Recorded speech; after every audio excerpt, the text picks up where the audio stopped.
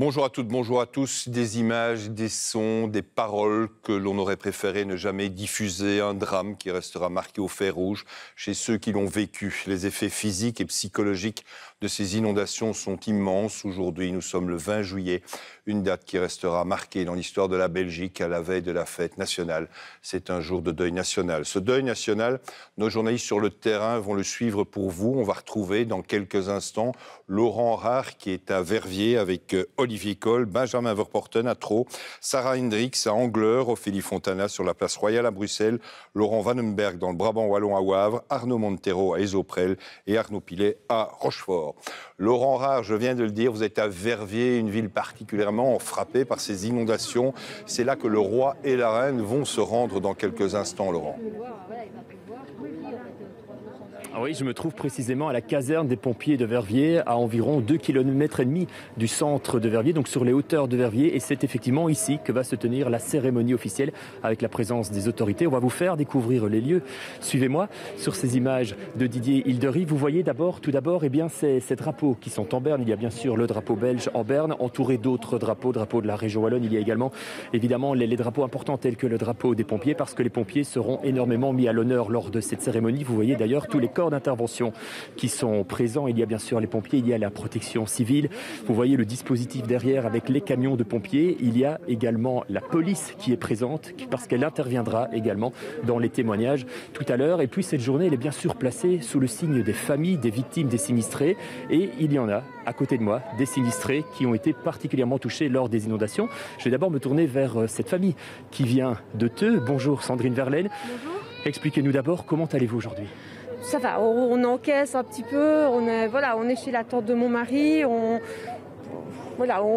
vit au jour le jour, il faut qu'on accepte ce qui nous est arrivé tout simplement et se dire que on est bien lotis quand même parce qu'on a toujours notre toit. On a toujours nos enfants, on est tous là, on est tous en vie, on a des dégâts, le rez-de-chaussée a été inondé, la cave, mais voilà, on est quand même privilégiés par rapport à d'autres familles, quoi, tout ça. Vous viviez sur place avec vos 5 enfants, maintenant vous vivez où ?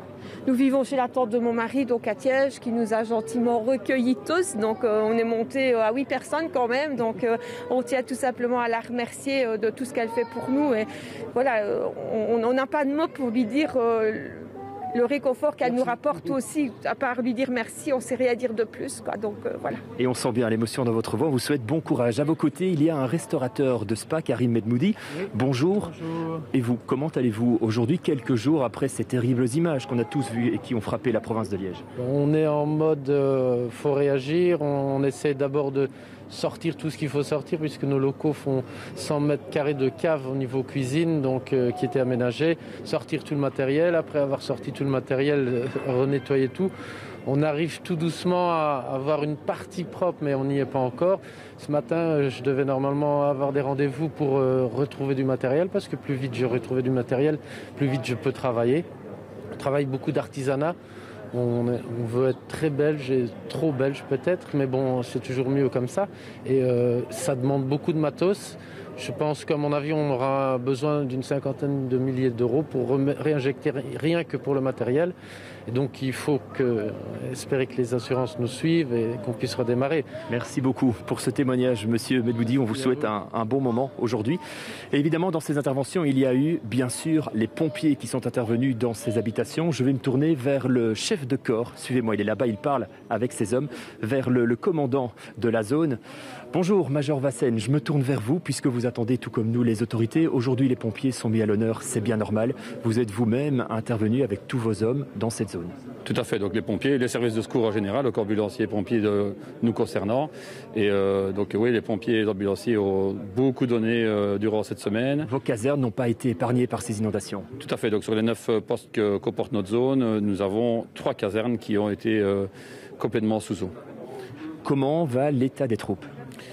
Fatiguées, mais dévouées et aussi un peu impuissantes par rapport à la catastrophe qui était sur une distance très longue, avec une population à sauver très importante. Heureusement, on a pu compter sur la solidarité des indépendants, tous les citoyens se sont serrés les coudes, y compris au niveau des pompiers, où on a vu des secours qui sont arrivés de l'Europe, de la Belgique, ça fait chaud au cœur. Merci beaucoup, Major Vassen. Vous parliez de dévouement et c'est le cas puisque un des pompiers de cette caserne a préféré aller sur le terrain pour sauver des personnes, pour vider des caves, alors que sa maison elle-même était inondée. C'était à quelques kilomètres d'ici. Ce pompier qui prendra la parole tout à l'heure. Et on vous retrouve bien sûr dans quelques instants, comme tous nos envoyés spéciaux sur le terrain, dont Olivier Coll. Vous êtes aussi à Verviers, Olivier, auprès des habitants, devant l'hôtel de ville, des sinistrés qui tentent, parce qu'il y a encore des problèmes d'électricité, de recharger, et oui, leur téléphone portable. Eh bien oui François, on est devant cet hôtel de ville, un beau symbole finalement puisque celui-ci a été préservé avec sa maxime à son fronton qui est publicité sauvegarde du peuple. Et aujourd'hui je peux vous dire que c'est plutôt électricité sauvegarde du peuple parce que c'est ce dont manquent cruellement entre autres les habitants. Regardez, on est tout près d'un groupe électrogène qui a été installé ici devant l'hôtel de ville. Ce groupe électrogène il est là pour normalement desservir des maisons, des moyens nécessaires pour venir en aide aux personnes sinistrées et il sert surtout à recharger des téléphones portables. Vous habitez la rue des Alliés qui a été sinistrée. Oui. Jusqu'à présent, vous n'aviez plus aucun contact avec personne jusque-là? Si, j'avais encore quand même ma sœur qui savait m'appeler. Mais pas d'électricité à la maison, vous êtes obligé de venir jusqu'ici. Mais j'ai toujours eu du gaz par contre. Depuis l'inondation jusqu'à maintenant, j'ai toujours eu du gaz. Mais le contact avec les proches, c'est quand même quelque chose d'essentiel? Oui, oui, parce que en plus, il fallait savoir comment on allait s'organiser pour avoir à manger, pour le linge, parce que comme on ne sait pas faire tourner des machines à lessiver, on n'a plus de vêtements. Moi, je n'ai pas de dégâts personnels dans la maison. Vous avez de la chance, vous êtes dans les étages peut-être? Oui, au deuxième. Mais alors, le problème, c'est que je n'ai pas d'électricité, donc je ne sais pas faire café, on ne savait pas faire... on n'avait pas d'eau non plus, on ne savait rien faire. Et donc, ce lieu, ça devient un peu la cabine téléphonique de tous les Verviétois? Oui. Ah oui, et en plus, on peut se retrouver et chacun explique un peu son problème. Moi, j'ai eu ceci, moi, j'ai eu cela, j'ai mon voisin. L'aide mutuelle, on appelle ça l'aide mutuelle, maman. Voilà, oui, et c'est vrai que dans votre quartier en particulier, c'est beaucoup la débrouille qui s'est mise en place dans le quartier de Préjavet. Le lendemain, quand l'eau, enfin le jour même, enfin pas le jour même, mais je crois le lendemain, quand l'eau est partie, les gens ont commencé à sortir déjà certaines choses dans les rez-de-chaussée. Il y avait des bénévoles qui venaient, il y avait les voisins qui aidaient. Tout s'est mis en place assez rapidement malgré tout, mais sur le bon vouloir des citoyens. Ah oui. Est-ce que tout à l'heure, à midi, lors de la cérémonie, lors de la minute de silence, vous allez faire quelque chose de particulier aujourd'hui? Non, je ne fais rien. Un truc de particulier. Mais non, vous allez continuer à vivre, à vous débrouiller comme vous pouvez? Oui. Puis alors, il y a eu une grosse grue qui est venue pour ramasser une première fois des gros déchets. On a vu d'ailleurs ce matin votre rue qui était déjà plus ou moins dégagée, on va dire. Oui, mais les gens qui sont revenus par après, ils ont sorti ce qu'il y avait dans leur cave. Parce que ce qui a été sorti en premier, c'est tout ce qui était au rez-de-chaussée. Puis alors le lendemain, ils ont fait ceux avec les caves. Et donc c'est de nouveau des déchets qui sont enlevés. Oui. En tout cas, merci pour votre témoignage. Voilà, c'est ce qu'on va faire, François, tout au long de cette émission spéciale. C'est aller au contact des Verviétois qui sont évidemment pris plus par les travaux qu'ils ont à faire en urgence que spécialement par cette minute de silence. C'est ce qu'ils nous disent, en tout cas depuis ce matin quand on les croise. Oui, minute de silence aux alentours de midi 1. On me signale que le Premier ministre Alexander De Croo est en train d'arriver à Verviers. On le voit ici sur ces images, déjà donc au contact de la population. Tout au long de cette émission spéciale, nos journalistes vont évidemment capter ces moments importants. Anne-Catherine Crouffer, pendant que les images du Premier ministre sont toujours à l'antenne, bien évidemment. Anne-Catherine Crouffer, vous êtes une de nos journalistes qui avait été sur le terrain. Vous avez aussi, à un certain moment, cette image a marqué non seulement les téléspectateurs, mais aussi tous ceux qui sont sur les réseaux sociaux. Vous avez interrompu votre travail pour aller sauver des gens qui étaient en difficulté. Qu'est-ce qui se passe comme déclic à ce moment-là pour mettre son travail de journaliste en fait entre parenthèses? J'ai vu cette détresse et plutôt ces personnes qui étaient à l'entrée des inondations et qui étaient tétanisées, qui ne bougeaient pas. et j'ai vu un de mes collègues, David Watley, qui était avec de l'eau jusqu'à la tête quasiment. Et je me suis dit, ben oui, il faut y aller. J'entendais des personnes qui criaient à l'étage. Et donc, moi, j'ai demandé, est-ce que vous avez un canoë, une barque, quelque chose? Et on m'a amené une planche de surf. À ce moment-là, on ne réfléchit plus, on y va, on fonce. C'est vrai, je suis partie avec mon micro parce que je ne savais pas où j'allais aller. J'avais cette planche de surf qui me servait plutôt pour me sécuriser. Parce qu'il faut savoir que je regardais où il y avait des bulles, parce que sinon on risquait peut-être de tomber ou d'être aspiré. Donc voilà, je naviguais avec cette planche de surf. Et vous avez eu peur à un certain moment? Non, je pense que là, à ce moment-là, je n'ai pas eu peur. C'est pas ce jour-là que j'ai eu peur. J'ai eu peur dans les jours qui suivaient, mais en tout cas là, on réfléchit plus, on y va. On voit des personnes qui sont à l'étage, qui disent on ne veut pas partir et je suis handicapée, je ne veux pas partir. Si vous devez partir, j'ai essayé de les rassurer. Et voilà, je pense qu'au-delà de ce qu'on a vu, parce que je suis journaliste, donc on a filmé, et c'est vrai, vous l'avez dit, c'est arrivé sur les réseaux sociaux, ça a fait beaucoup de bruit, mais au-delà de cela, ce qui m'a fait vraiment plaisir, c'est que c'est plutôt un comportement qui a donné la marche à suivre aux personnes qui étaient là, qui étaient tétanisées. Après, j'ai fait un petit peu, entre guillemets, le commandant de bord, j'ai dit, toi, vous savez nager, ok, alors maintenant vous continuez, parce qu'après 1 heure dans l'eau froide, il faut savoir qu'il y a des mares de mazout, hein, donc j'ai désigné 2 personnes qui m'ont dit oui. En fait, ils attendaient un commandant de bord, voilà, et après ça a continué pendant des heures. C'est plutôt ça qui m'a fait vraiment plaisir. Anne-Catherine, est-ce qu'il y a une image, il y a eu la vôtre, mais est-ce qu'il y a une image qui va aussi marquer?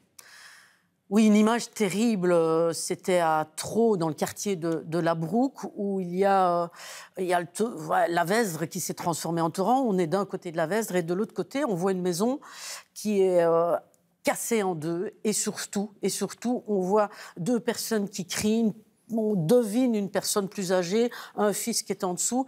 Et ils disent, nous, on leur crie, il faut sortir de là. Mais c'est inimaginable, c'est comment sortir de là, et on ne sait pas les aider. Et puis il y a eu des gens qui ont essayé de tirer des câbles, mais non, si on y allait, là, on perdait la vie.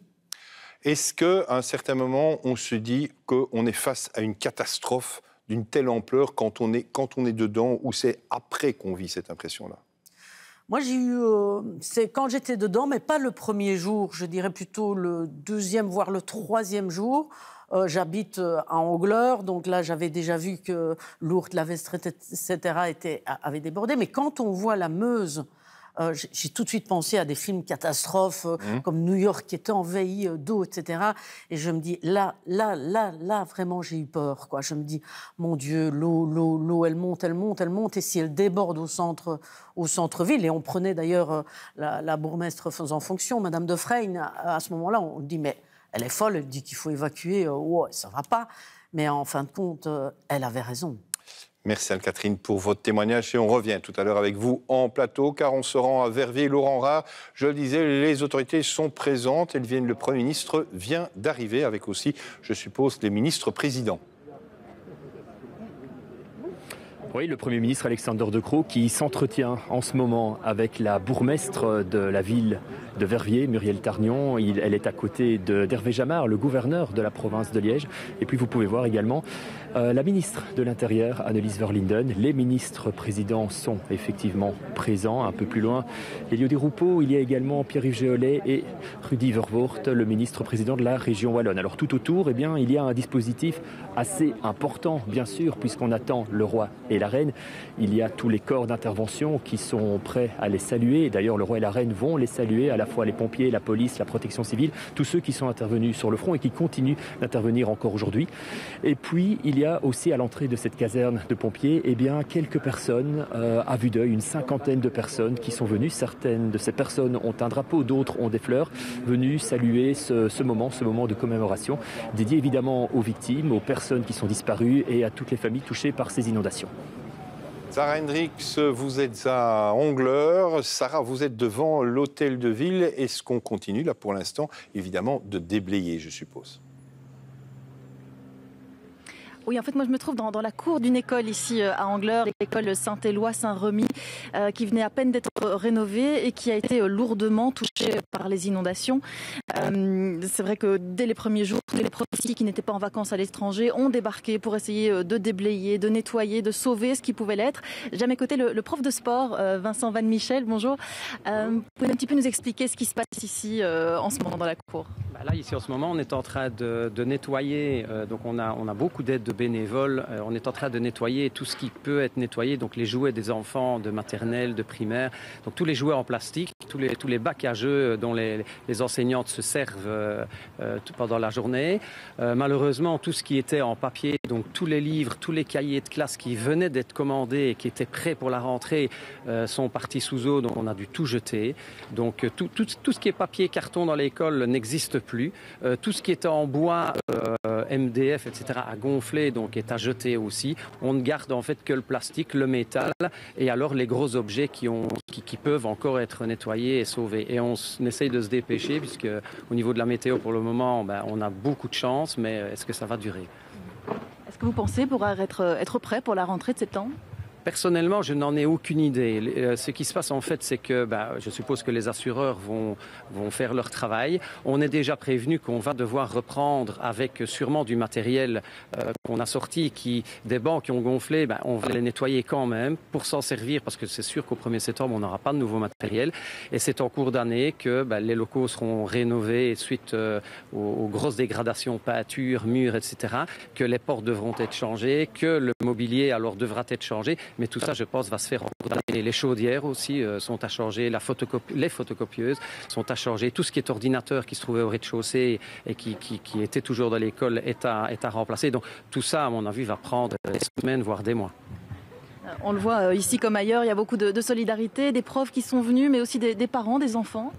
Extraordinaire, oui. Je dois avouer que le premier jour, quand je suis arrivé tout seul, j'ai un jeune homme qui m'a vu passer avec mes pelles et mes raclettes, etc., qui s'est tout de suite proposé.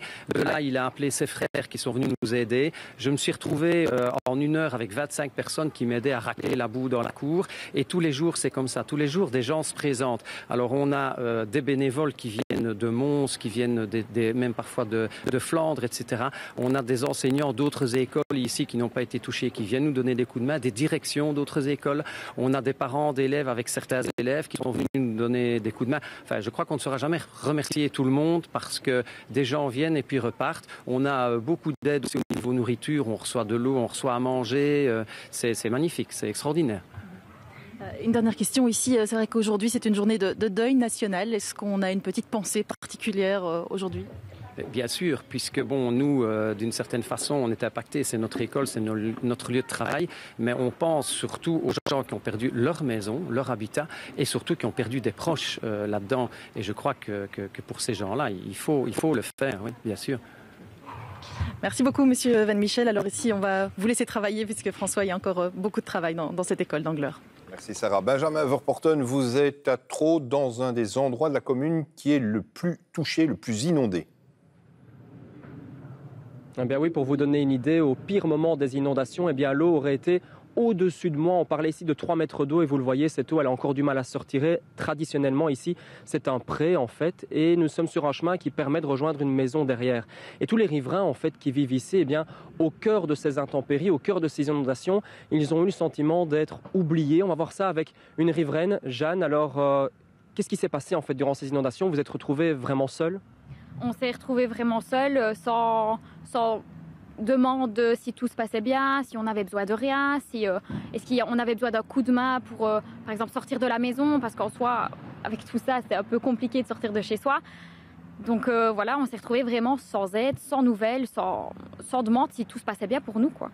Ça vous aurait fait du bien en fait d'avoir une visite de pompiers ou de l'armée simplement pour prendre de vos nouvelles? Oui, je pense que ce soit les pompiers, l'armée ou même n'importe qui, des bénévoles, qu'on nous demande si on avait besoin de quoi que ce soit ou si simplement si tout se passait bien pour nous. Ouais. Justement aujourd'hui, c'est le nettoyage qui commence. Vous pouvez compter sur cette solidarité et beaucoup sur vous-même aussi du coup. beaucoup sur nous-mêmes parce que, comme vous le voyez, il n'y a pas énormément de personnes qui viennent aider. En soi, on va avoir énormément de nettoyage à faire, oui, notamment pour nettoyer tout ce qui est prairie et surtout pour nettoyer notre accès puisqu'on n'a plus forcément d'accès. Notre allée ne ressemble plus à une allée, c'est plus que de l'eau. Alors aujourd'hui, c'est une journée de deuil national. C'est quand même un moment que vous allez respecter. Vous ferez la minute de silence à midi? Bien sûr, tout à fait. Je pense à tous nos citoyens de la vallée, tous ceux qui ont été touchés, tous les sinistrés, les personnes qui se retrouvent sans rien. Oui, c'est une minute de silence, je pense que c'est encore minime. C'est minime. Par contre, vous le disiez, vous avez un avis totalement différent sur les différentes visites politiques et royales qui sont prévues aujourd'hui. Oui. Écoutez, je pense que toute aide, toute main est bonne à prendre. Quand je vois que Monsieur le Roi se permet de venir en petit costard avec juste des bottes et qui serre des mains plutôt que de venir prendre une pelle et montrer qu'il nous soutient, oui, je trouve pas ça convenable. Voilà, c'est un avis qu'on a beaucoup entendu ici dans toute la vallée. On a eu des gens du côté de Verviers ce matin qui disaient oui, c'est une journée de deuil national, mais nous, ce dont on a besoin, c'est une journée de mobilisation nationale. Finalement, cette visite, eh bien oui, elle fait plaisir parce que oui, on voit qu'on pense aux habitants de la région. Le problème, c'est que ces habitants de la région, aujourd'hui, ce qu'ils ont surtout besoin, eh bien, c'est de bras d'aide et vraiment d'une aide physique pour pouvoir nettoyer la région et repartir le plus rapidement possible vers une vie normale. Des coups de gueule qui auront peut-être une réponse. Notre invitée avec vous, Nora Qureshi, merci d'être là. Vous êtes psychologue, coordinatrice, je le rappelle, aux urgences psychiatriques au CHU Saint-Pierre à Bruxelles. Comment est-ce qu'il est possible pour ces gens de faire leur deuil? En fait, tout dépend de qu'est-ce qu'on comprend dans le deuil qui est à faire. Donc, j'entendais un monsieur qu'on avait interviewé qui parlait de la difficulté qu'il allait avoir en prenant de la distance par rapport à toutes leurs habitudes. Est-ce qu'un deuil sans corps, parce qu'il y a des disparus aussi, est-ce qu'un deuil sans corps, c'est quelque chose de surmontable ou pas? Écoutez, un deuil sans corps est très, très, très difficile à faire parce que, en fait, il n'y a pas de rite qui a lieu. Et ça, on l'a retrouvé aussi pendant la Deuxième Guerre mondiale, quand les soldats, un peu partout déchiquetés et disparus, n'étaient pas retrouvés. Il y a quelque chose qui ne s'inscrit pas. La personne qui n'est plus là, il n'y a pas d'identification qui se fait. Il n'y a pas de perte littéralement qui est vécue. Et donc, le vide est double d'une certaine manière. C'est plus que ça, il y a une confusion. Parce qu'on ne comprend pas où il est, comment il est, et s'il y a un deuil qui peut se faire. Parce que, je veux dire, ça ne s'inscrit nulle part. Il n'y a pas d'acte de décès, il n'y a pas d'incinération, il n'y a pas d'enterrement qui a lieu, et donc il n'y a pas de rite qui peut avoir lieu. Et donc comment est-ce qu'on fait son deuil à partir de ce moment-là? Et donc beaucoup de personnes développent un état de stress aigu, voire beaucoup plus tard des états de stress post-traumatique, de l'anxiété, de l'hypervigilance. J'avais lu une étude qui avait été faite au Québec en 1900, donc à la suite de l'inondation qui a eu lieu en 1996, et une étude longitudinale qui affirmait que les gens, quelques années plus tard, présentaient encore des dégâts, d'une certaine manière, ils étaient... Des symptômes de stress aigu, des symptômes de dépression, de désespoir, etc. quoi. Notre autre invité, Sébastien Picom, merci. Vous êtes hydrologue et professeur à l'Université de Liège. On se pose toujours cette même question depuis le début. Est-ce qu'on aurait pu éviter de telles inondations?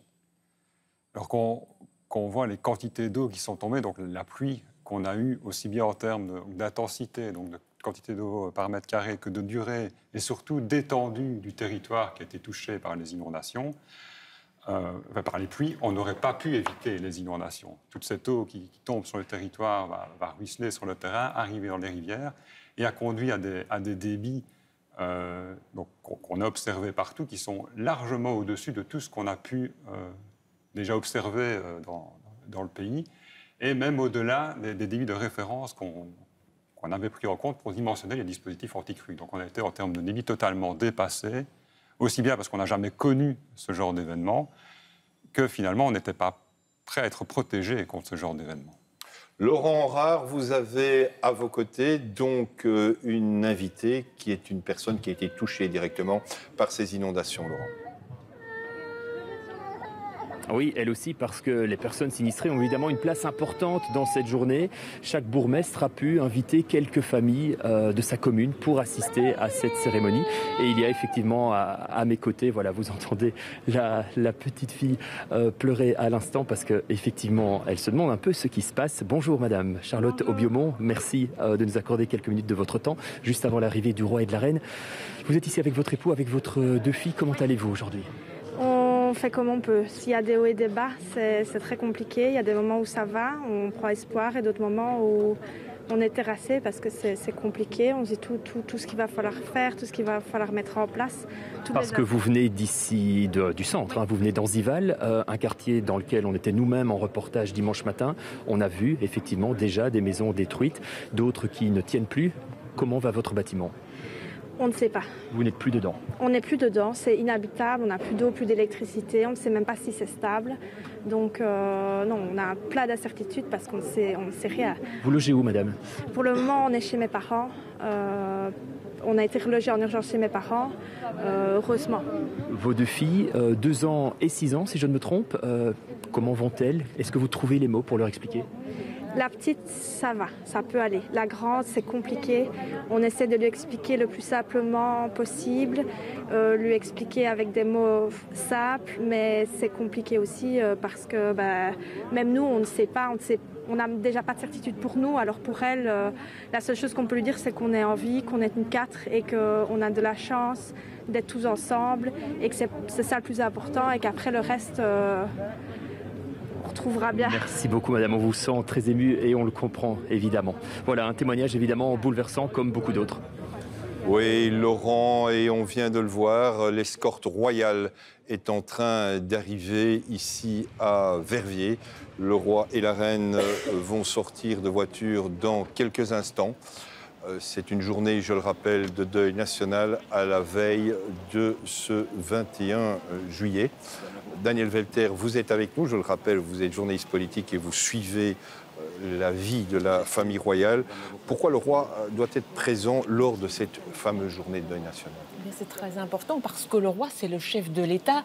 Et donc en cela, il incarne l'État, il incarne la maison Belgique. C'est donc très très important qu'il soit là. En fait, il représente surtout un pouvoir symbolique fort. Hein. On le sait, les ministres passent, lui reste. Et en fait, là, même s'il a moins de pouvoir concrètement, dans la symbolique, c'est extrêmement fort car les sinistrés, finalement, sont reconnus aujourd'hui par sa présence dans leur souffrance et cela, ça fait partie du deuil. Il est là aussi pour soutenir les bénévoles, il est là pour soutenir les secouristes. C'est pour ça qu'il se doit d'être là aujourd'hui dans cette journée de deuil national. Alors on l'a entendu tout à l'heure avec une des personnes interviewées, certains sinistrés justement voudraient plus.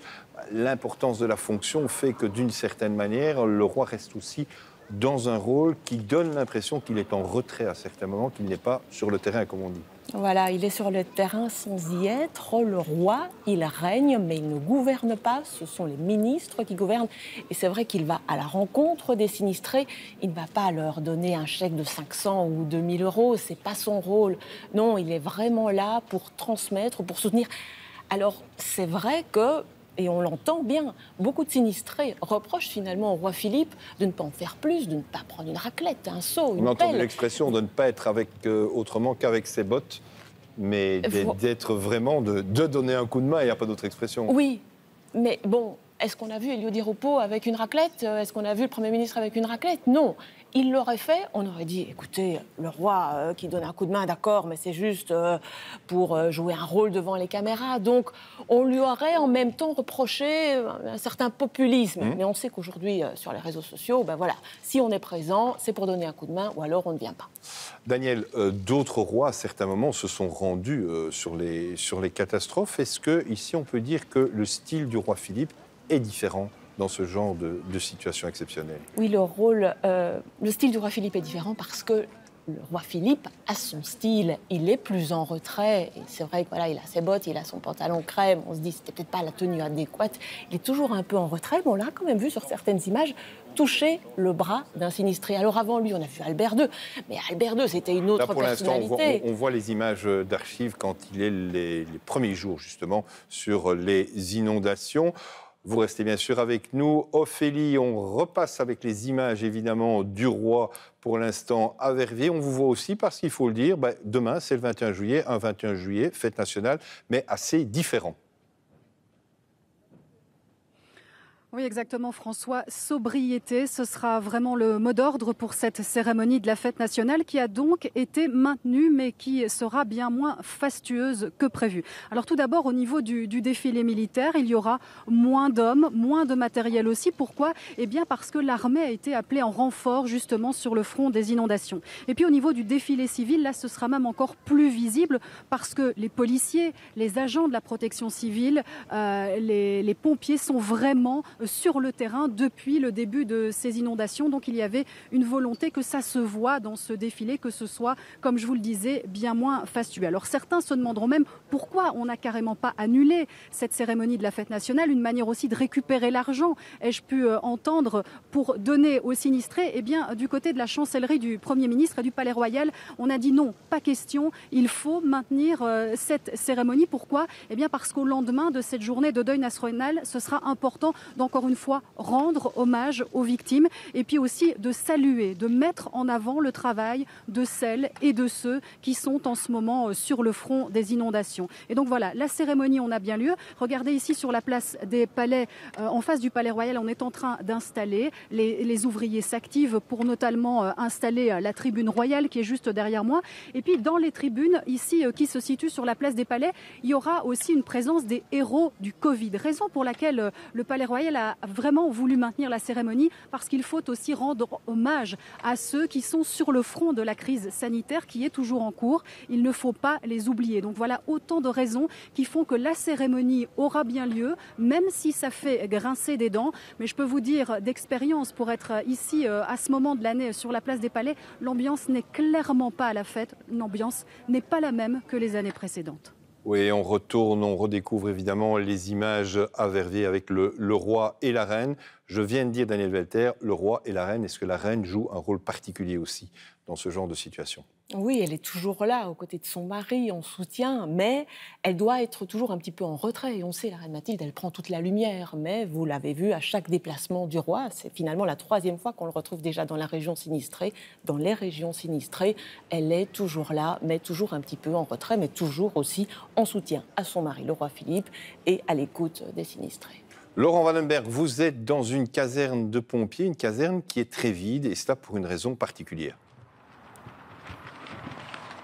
Exactement, François, cette caserne, eh bien, elle est vide pour une bonne raison, c'est qu'il y a beaucoup d'allées et venues. Les pompiers arrivent, nettoient, reconditionnent et repartent en intervention, puisque le centre de Wavre a été sous eau, 1,20 m, c'est du jamais vu. 1,20 m, généralement, il y a des inondations dans les caves, mais on me dit ici, généralement, 2 sacs de sacs empilés suffisent à sauver un rez-de-chaussée. Alors, la DIL est sortie de son lit 6 fois plus haute que d'habitude. On a enregistré ici 1500 appels rien qu'au poste de Wavre. Depuis, eh bien, l'eau s'est retirée. Il reste du travail, comme je vous l'ai dit, avec des caves qui restent inondées et des contrôles de stabilité qui sont en cours. Alors, les journées ont été intenses pour tous les services de pompiers.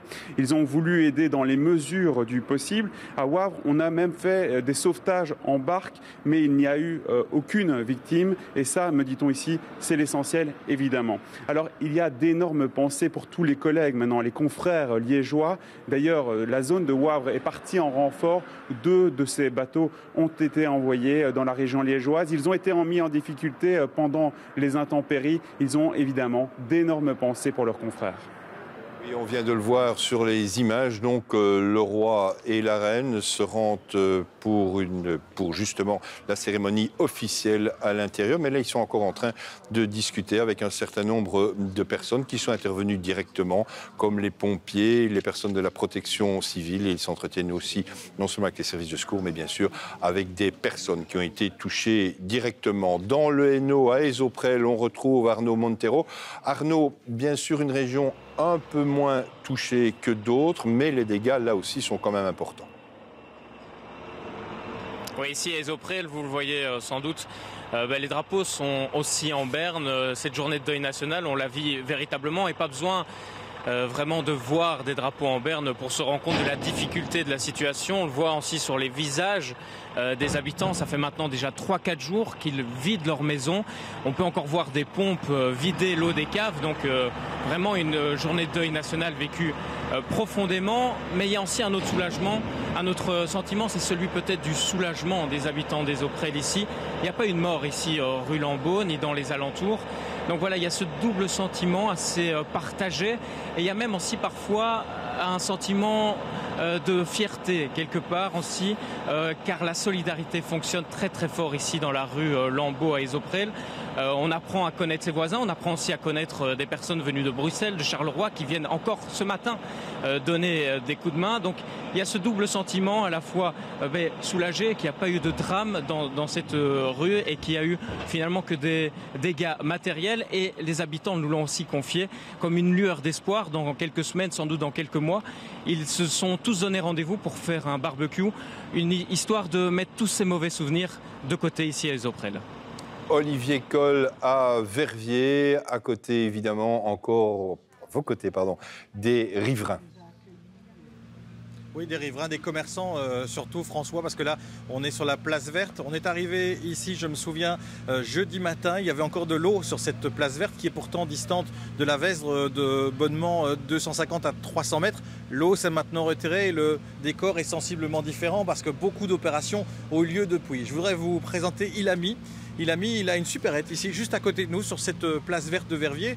Et vous l'aviez ouverte il y a à peine 2 semaines. C'est une consternation pour vous pour le moment. C'est ça, donc ici nous étions à la 21e jour de l'ouverture. C'est avec un grand préparatif, avec beaucoup de bonheur qu'on a ouvert notre shopping go, donc de Petit Deleuze. Et c'est donc jeudi dernier, quand on s'est rendu compte que donc le mercredi, c'était à 22h, quand on a fermé les magasins, on s'est dit donc c'est une pluie normale, on n'attendait pas du tout ça. Et après avoir fermé donc, la supérette, nous sommes rentrés. C'est le lendemain matin en rentrant que vous avez constaté le magasin n'était plus accessible. C'est ça, donc c'est à 6h du matin, notre ouverture normale. Et c'est à ce moment-là que j'ai essayé de rentrer dans la ville, essayer d'accéder à la ville à pied toujours, comme je faisais tous les matins. Et une fois arrivé au début du centre, je me suis rendu compte qu'il y avait vraiment de l'eau partout. L'inondation était vraiment fortement touchée, toute la ville entièrement. Alors ça, on l'a tous constaté à ce moment-là, mais vous avez décidé de ne pas vous arrêter là. Vous n'avez pas mis la clé sous le paillasson. Vous avez décidé, il a mis, d'offrir les vivres qui étaient encore disponibles aux passants dans un premier temps, et puis vers un quartier qui en avait bien besoin. Oui, c'est ça. Donc au début, nous avons quand même essayé de sauver ce qu'on pouvait. Donc je me suis rendu compte qu'on a seulement été atteint au niveau de 2 étagères dans la surface commerciale. Mais en tout cas, le sous-sol est fortement touché. Notre chambre froide et vraiment toute la zone de stock est fortement touchée. Encore actuellement, on a encore de l'eau ici depuis hier. Les pompiers sont en train de tirer. Et vous servez un peu de dépanneur aussi au centre-ville pour certaines choses qui sont vraiment essentielles. Exactement. Donc de toute façon, ici au centre-ville, on n'a plus grand-chose. On était vraiment les seuls ici à être pour pouvoir subvenir aux besoins avant même l'inondation. Et actuellement, il ne reste plus grand-chose à part nous, je pense, ici. Et donc nous sommes partis après Javet, où à l'église Saint-Remarque, là, ça a été quand même plus touché que nous. Des personnes ont besoin. On a vraiment essayé de donner tout ce qu'on pouvait. On voit même encore ce qu'on a sorti ici à l'avant pour les gens de passage et pour les gens qui en ont vraiment besoin. Histoire de ne rien jeter, c'est finalement ça. On est à l'ère de la débrouille, François, à tous les étages ici. C'est l'imagination qui est au pouvoir au centre-ville de Verviers, comme ailleurs, pour tenter de trouver des solutions à tous les problèmes qui sont très nombreux de la part de ces riverains. Imagination, pouvoir, belle formule, Olivier. Un point avec vous, Daniel. Le roi et la reine s'entretiennent évidemment avec des victimes. On l'a vu avec de jeunes enfants aussi. On n'entend pas le son parce qu'il y a une volonté de discrétion aussi. Voilà, les caméras sont toujours tenues à l'écart et puis un protocole. En fait, on ne pose pas de questions au roi. C'est lui qui s'adresse à vous parce qu'il doit être couvert par un ministre. Il ne peut pas engager en fait le gouvernement. Il ne peut pas dire oui, je comprends bien votre situation, madame. Voilà, on va maintenant débloquer 1 000 €. Non, donc Et on est en Belgique, voilà, et tout est scruté, et donc il ne peut pas dire ce qu'il veut, et donc on préfère laisser les caméras loin des conversations privées entre le roi, la reine et les sinistrés. Mais on va quand même savoir ce qui se passe à Verviers avec Laurent Rare. Vous assistez pour l'instant, Laurent, en direct à la visite du roi et de la reine. Oui, et pour bien vous illustrer ce que vous disiez à l'instant, eh bien, c'est effectivement le roi et la reine qui s'entretiennent avec les sinistrés qui étaient à notre micro il y a encore quelques minutes, juste avant l'arrivée du couple royal. La reine qui prend énormément de temps pour parler avec la petite fille de Charlotte Hubemont qui était à notre micro il y a quelques minutes encore, qui nous expliquait effectivement qu'ils ont vécu un drame dans leur maison, ils ont vu l'eau monter, ils sont maintenant relogés dans de la famille. La petite fille qui était en pleurs il y a quelques minutes à notre micro, et puis le roi lui aussi prend le temps pour parler avec ce restaurateur de spa, également ce couple de teux qui a dû être relogé avec ses 5 enfants. C'était la priorité du couple royal. On nous précise bien que le couple royal tenait avant tout à s'entretenir avec les sinistrés qui ont été invités par les bourgmestres du coin. Et, le couple royal qui voulait s'entretenir avant tout avec les sinistrés, puisque c'est évidemment eux qui sont mis à l'honneur avant de se tourner vers les corps d'intervention. Les corps d'intervention qui, eux, vous le voyez peut-être à l'image, je vais demander à Didier Hilderive d'avancer un peu. Ben ça, là, c'est le Premier ministre et la ministre de l'Intérieur, Annelies Verlinden, qui s'entretiennent longuement avec les pompiers avant de se tourner vers la protection civile et la police. Tous des corps d'intervention qui interviennent encore en ce moment dans ces zones qui sont évidemment très très durement touchées par les inondations.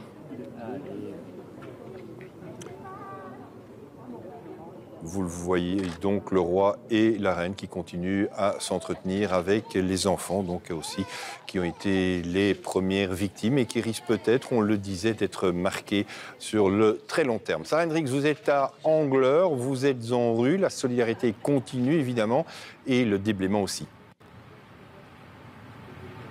Ah oui, là je me trouve dans une petite rue à Angleur. Il y a encore quelques heures ce matin, il y avait encore tout un tas d'immondices ici sur le trottoir devant cette maison.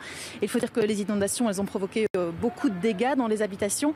J'ai à mes côtés Amandine. Vous êtes une sinistrée ici de la rue, ça c'est la maison de vos parents, vous habitez un peu plus haut. Peut-être d'abord nous expliquer tout ce qui a été détruit par ces inondations. Donc toute la cave a été inondée, plus ici le rez-de-chaussée. Ce qui est le cas pour tout le bas ici d'Angleur, un peu moins, un peu plus haut. Donc tous les objets personnels à la cave et également quand ça atteint le rez-de-chaussée, le mobilier, la cuisine, quelques électros qui ont pu être sauvés, la TV de papa. Mais sinon, quasi rien à garder. L'eau est boueuse, a une odeur. On croit qu'on peut sauver, mais en fait, il ne reste quasi rien. Le fait que tout s'est déjà été évacué ce matin, ça fait peut-être, j'imagine, un peu de bien de voir la rue reprendre un aspect un peu plus normal. Oui, on sent qu'on évolue, on peut un peu passer à autre chose que de voir tous ces souvenirs. Quand moi je vais d'ici chez mes parents, on se dit, voilà, il y a des gens qui ont tout perdu. Comme ça nous permet de nettoyer, de pouvoir recirculer, mettre nos voitures et s'occuper aussi de l'intérieur. Parce que tout est encombré, donc voilà. Il reste en fait beaucoup de boulot à l'intérieur malgré ça. Oui, on pense que voilà, on est soulagé, on a tout mis dehors, mais le travail à l'intérieur reste assez conséquent. Donc voilà, on peut passer à la suite. Aujourd'hui, c'est une journée de deuil national. Vous avez une pensée envers les victimes. Qu'est-ce que vous ressentez du fait qu'une journée comme ça a été décrétée en Belgique? Je pense que c'est bien parce qu'on a vu d'autres inondations ailleurs. Et on voit que ça peut arriver chez nous, ici à Liège, ici moi en Angleur où je suis née. Et jamais j'aurais imaginé de voir, c'est très important aussi pour tout le soutien qu'on a reçu, tous les gens qui nous ont aidés. On ne s'est pas senti démunis seuls. En plus ici, on prend les tas de déchets, ça nous permet vraiment d'avancer. Il y a des gens qui ont tout perdu, qui ont perdu la vie. C'est vraiment très important que tout le monde soit bien conscient de ça, qu'on puisse aussi anticiper pourquoi ça arrivait et améliorer la situation pour le futur. Oui.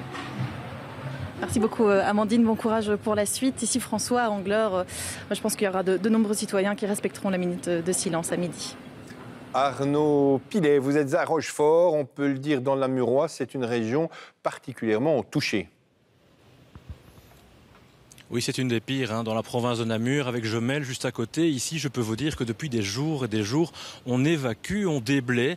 Ce sont des tonnes, des dizaines de tonnes, des centaines de tonnes qui sont évacuées ici du centre-ville depuis des jours et des jours. Ça n'arrête pas. Beaucoup ont perdu leur maison. De très nombreuses personnes, des dizaines, ont été relogées. Et beaucoup d'entre elles ne rentreront jamais dans leur maison. Elle est définitivement inhabitable. Les autorités communales sont en train de signer plusieurs arrêtés en ce moment même. Et pourtant, ici, il n'y a pas de victime, aucune victime n'est à déplorer et donc en fait un peu paradoxalement, eh bien, les gens savent qu'ils ont vécu l'horreur, mais ils se sentent un petit peu chanceux, ils se disent que finalement eh bien, il y a bien pire que perdre une maison, que perdre des objets, que perdre même des souvenirs qui peuvent se reconstruire. Ici, lorsqu'on discute avec les personnes, elles ont leurs pensées qui sont tournées vers les victimes. Finalement, c'est très relatif, les pertes matérielles par rapport au fait de perdre un membre de sa famille, un enfant. Et là, eh bien, ici, ils se disent finalement, on a de la chance. Les bras sont évidemment ici à Rochefort, on déblaye sans arrêt, mais par contre les pensées sont vers les victimes pour ce jour de deuil national. Benjamin Verporten à Troo. Benjamin, les critiques sont là aussi. Les pouvoirs communaux pointent du doigt certains dans la gestion de cette crise. Oui, c'est le cas du bourgmestre d'Aulne, Cédric Alain. En fait, ce qu'il regrette, c'est tout simplement le manque de coordination entre les pouvoirs provinciaux qui ont pris la main dans la gestion de cette crise ici à Liège et les pouvoirs communaux qui connaissent la situation sur le terrain. Il nous dit, en fait, ils sont arrivés avec des instructions, mais ces instructions ne correspondent pas à la connaissance du terrain que nous avons. Nous savons quelles sont les routes praticables, nous savons quelles sont les zones où il faut intervenir, les points d'attention à avoir. Et malheureusement, eh bien, on n'est pas consulté. Sur Facebook, il écrit clairement, nous sommes pris pour des ploucs, nous les responsables communaux. Et ça, c'est ce qu'il déplore. Il déplore donc de ne pas être consulté. Il déplore aussi le manque de suivi. Il nous dit les inondations, c'était la semaine dernière et pourtant, nous n'avons toujours pas de nouvelles. Personne ne nous a contactés pour proposer un suivi psychologique pour les personnes qui ont été gravement touchées. Personne ne nous aide non plus pour retrouver des logements. Les habitants de la ville d'Aulne, par exemple, de la commune d'Aulne, sont placés à l'hôtel grâce à des assurances, mais ce séjour à l'hôtel ne va pas pouvoir durer éternellement. Il faut donc reloger tout le monde et là, eh bien, on est toujours sans nouvelles des pouvoirs provinciaux. Pourtant, c'est aujourd'hui qu'il faut se tracasser. Ce bourgmestre, on l'a eu au téléphone, il était passablement remonté, il est très occupé aussi, vous vous en doutez.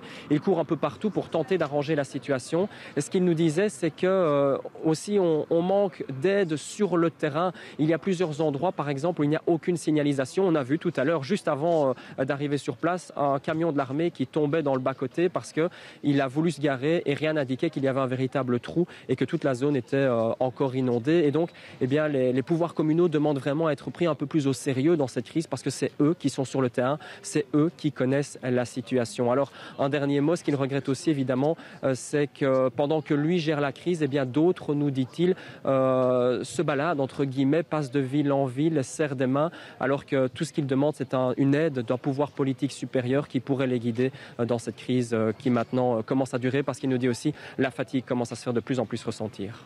Benjamin, avec vous, les critiques sont fortes, mais elles existent et on les entend sur les antennes de la RTBF. Daniel, est-ce que bientôt on devrait voir aussi la plus jeune princesse arriver, une des princesses arriver sur le terrain dans une telle visite, ou on la met aussi en retrait ? On pourrait la voir peut-être dans les prochains jours. Là, elle termine son année à l'école royale militaire. Princesse Elisabeth. La princesse Elisabeth, elle va défiler après-demain. Donc elle termine, elle est toujours en bivouac à Arlon, où elle se prépare en tout cas pour le défilé. On pourrait la voir. Il faut savoir qu'à l'époque, le prince Philippe, quand il était encore prince, donc allait aussi sur le terrain à la rencontre des sinistrés. Sébastien Picom, on va évidemment reparler de ces dégâts. La question qui survient aussi beaucoup, on en reçoit beaucoup par mail ou via nos réseaux sociaux, est-ce que ça pourrait encore se passer de cette manière ? Alors, que l'événement climatique apparaisse encore, je pense que oui, et on sait tous qu'il peut même y avoir pire. C'est plus rare, c'est moins probable, mais ça peut exister. Et donc, pour moi, il faut aller bien réfléchir à ce qu'on ferait si cet événement extrême se reproduit, de façon à limiter les conséquences de cet événement. Donc, on peut, de ce que j'entends ici, il faut clairement essayer d'améliorer nos systèmes de prévention pour mieux anticiper. Et puis, bon, une fois que la crue est là, et là, je pense qu'on ne pourra pas diminuer les inondations en tant que telles, mais pour diminuer les conséquences des inondations, il faudra jouer probablement sur la vulnérabilité. Donc avoir moins de personnes et de biens dans les zones dont on sait qu'elles seront inondées encore à l'avenir. Ça doit passer par des interdictions, ce genre de conseil, de dire ben là, c'est fini, on ne construit plus. soit par des interdictions, soit par des obligations fortes sur la façon de construire. Si on sait qu'on est en zone inondable, et la cartographie, elle existe, donc on sait à peu près... Enfin, je vous interromps et je pose parfois des questions naïves, mais des zones inondables qui peuvent évoluer aussi au fur et à mesure du temps. Alors bien sûr, on prend ici, pour calculer ces zones inondables, on prend en compte des scénarios, donc des périodes de retour. Pour le moment, on avait imaginé ce qui se passerait pour une crue de période de retour de 100 ans. Donc 1% de chance d'arriver, celle qu'on a eue la semaine passée, c'est 0,3% de chance d'arriver. Donc on voit qu'il faut prendre en compte des phénomènes plus extrêmes, parce que même s'ils sont beaucoup plus rares, ils peuvent arriver. Donc ces cartes, effectivement, elles évoluent continuellement en fonction des événements qu'on subit et des prévisions qu'on peut faire de ce qui pourrait se passer, notamment à cause du changement climatique. Et après, oui, il faut vraiment se poser la question de qu'est-ce qu'on peut continuer à faire ou pas dans ces zones, et en tout cas être bien conscient, quand on est en zone inondable, que même si c'est peu probable, on peut être inondé. Donc il y a peut-être aussi une culture du risque à développer pour que les gens soient effectivement aient bien conscience que même si c'est rare, ça peut arriver. Comment réagir quand ça arrive et aménager. Soit, si on n'interdit pas de construire, ça je peux le comprendre, mais aménager sa maison en se disant bien que oui, je peux être inondé un jour. Et ça coûte. Et ça coûte. Mais alors après, qu'est-ce qui coûte le moins? Aménager comme il faut ou réparer par après? Question de choix, comme on dit. Comme beaucoup de choses, oui. Dans Karachi, je le rappelle, c'est une journée de deuil national. Alors, sans vraiment rentrer dans les détails, mais quel est le conseil que l'on peut donner à ces victimes pour que ce deuil se passe le mieux possible? Les choses sont déjà mises en place. La solidarité qui est initiée... Ça fait du bien, la solidarité? C'est primordial. Je dirais même pas que ça fait du bien. Je pense que ça peut sauver une vie. Le soutien qui est mis en place, la solidarité... et puis aussi la reconnaissance. C'est sur du long terme, ça, bien évidemment, la reconnaissance. C'est pas quelque chose qui doit être court dans l'espace-temps. Le problème, c'est que au niveau du temps, ici, les gens sont pris par le drame qu'ils subissent, parce qu'ils l'ont pas choisi, et donc quelque part, ils ressentent beaucoup d'angoisse, d'incertitude, et donc le besoin aussi, comme la dame qui demandait que le roi prenne une pelle et qui aide, cette dame qui a besoin d'être reconnue dans sa souffrance, reconnue comme quelqu'un qui a subi des dommages. Et donc voilà, je pense que ce qui est aussi important, parce que j'ai vu des enfants un peu défiler tout le long de l'interview, c'est d'expliquer aux enfants ce qui se passe. Et ça se passe à tout âge. Maintenant... Il faut les mots, les mots justes pour le... Bien sûr, et puis il faut aussi, il faut aussi un certain postulat. C'est pas n'importe qui va expliquer à l'enfant ce qui se passe et ce qu'il vit. Les enfants vont se retrouver dans un état d'insécurité totale. Donc vous voulez dire d'une certaine manière que ce n'est pas nécessairement les parents qui peuvent le faire? Je pense que les parents ne sont pas en état. Ils sont pris eux-mêmes par leur angoisse, par leur incertitude, par leur insécurité. Et c'est pour ça que moi, je mets l'accent sur la sécurité affective, physique. Et que ici, ce qui est important, c'est que les gens puissent se sécuriser et sécuriser leurs proches. Et puis, je dis, et je pense que c'est aussi important de le dire, c'est qu'ici, il y a une identité qui a été froissée. Parce que les gens perdent leur maison, peut-être leurs voisins, leur quartier, leur école. Et donc, ils doivent créer autre chose. Et pour créer autre chose, ils doivent être amenés à aussi pouvoir imaginer autre chose, ce qui n'est pas le cas pour le moment. Laurent Rara à Verviers, le roi et la reine continuent pour l'instant de rencontrer des personnes qui ont été touchées par cette catastrophe.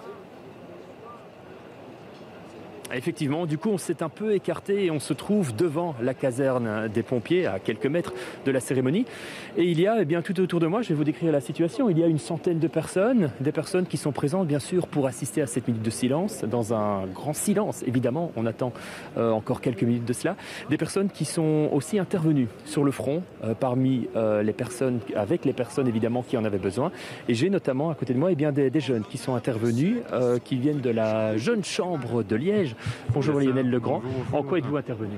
Alors voilà, donc nous ici on a plein de sections un peu partout en Belgique qui sont intervenues donc pour aider la Croix-Rouge, pour mobiliser des dons, etc.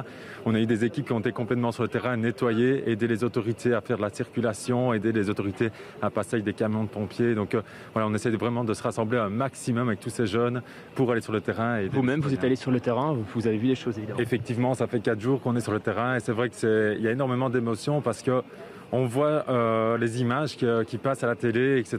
Et on ne se rend pas compte exactement de la catastrophe qui est en train de se passer et qu'on est vraiment sur le terrain et qu'on voit ce qui se passe. Là, il y a beaucoup d'émotions, que ce soit auprès des citoyens comme pour nous, les équipes sur le terrain, quoi.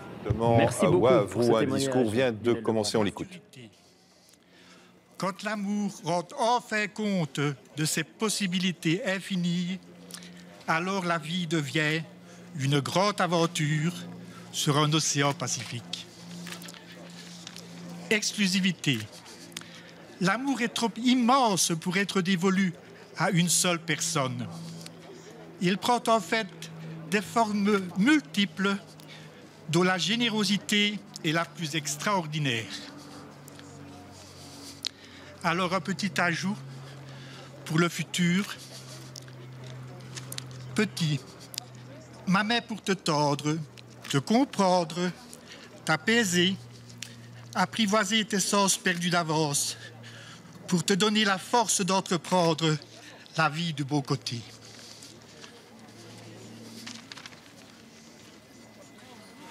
Prononcé par Jean-Pierre Minguet, qui est un poète de la région de Verviers.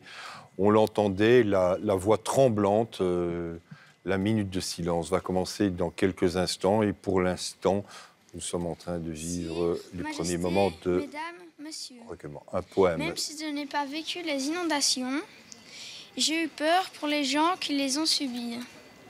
Je suis triste parce que la ville est détruite et qu'il y a des déchets partout.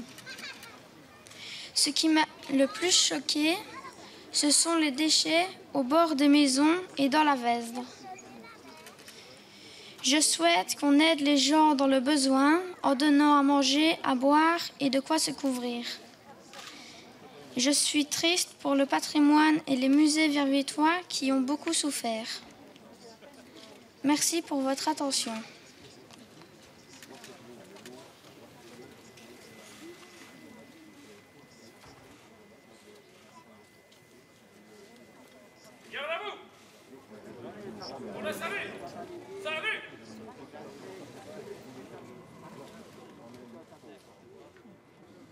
Le recueillement est extrême. D'ici quelques instants, je vous le disais.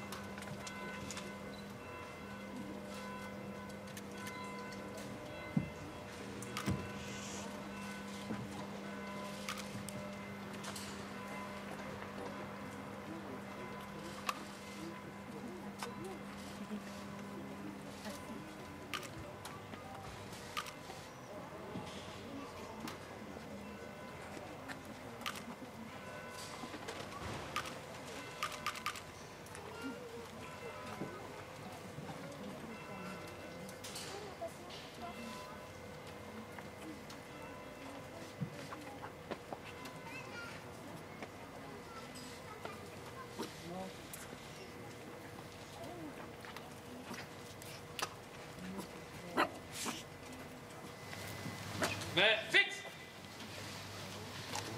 Repos.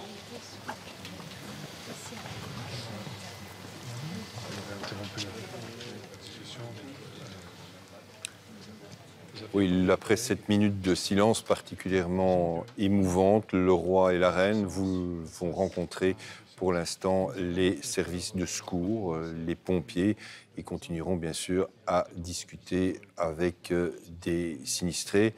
Daniel Welter, un roi particulièrement ému. Oui, particulièrement ému. Hein. On l'a vu essuyer une larme. Oui. Pendant une minute, c'était cette minute de silence. On a vu qu'il y avait un petit peu de retard sur le programme. C'est pour ça que ce n'est que maintenant, en fait, qu'ils vont à la rencontre des services de secours.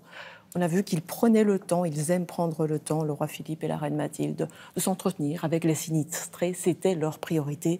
Mais bien sûr, il y a tout ce soutien, tous ces remerciements aux services de secours. Et c'est pour ça qu'on les voit encore s'entretenir avec des pompiers. Et dans quelques minutes, ils vont quitter les lieux. Vous venez de le dire, ils s'entretiennent et pourtant on sait que les visites royales sont particulièrement cadrées, on a presque envie de dire minutées.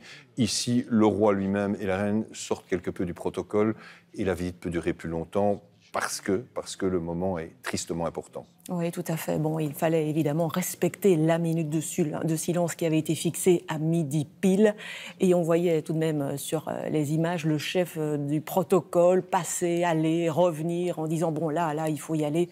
Mais c'est vrai que là, on sent que le roi Philippe a quand même il a fait le déplacement, la reine aussi. Ils ont besoin de s'entretenir avec les personnes de terrain.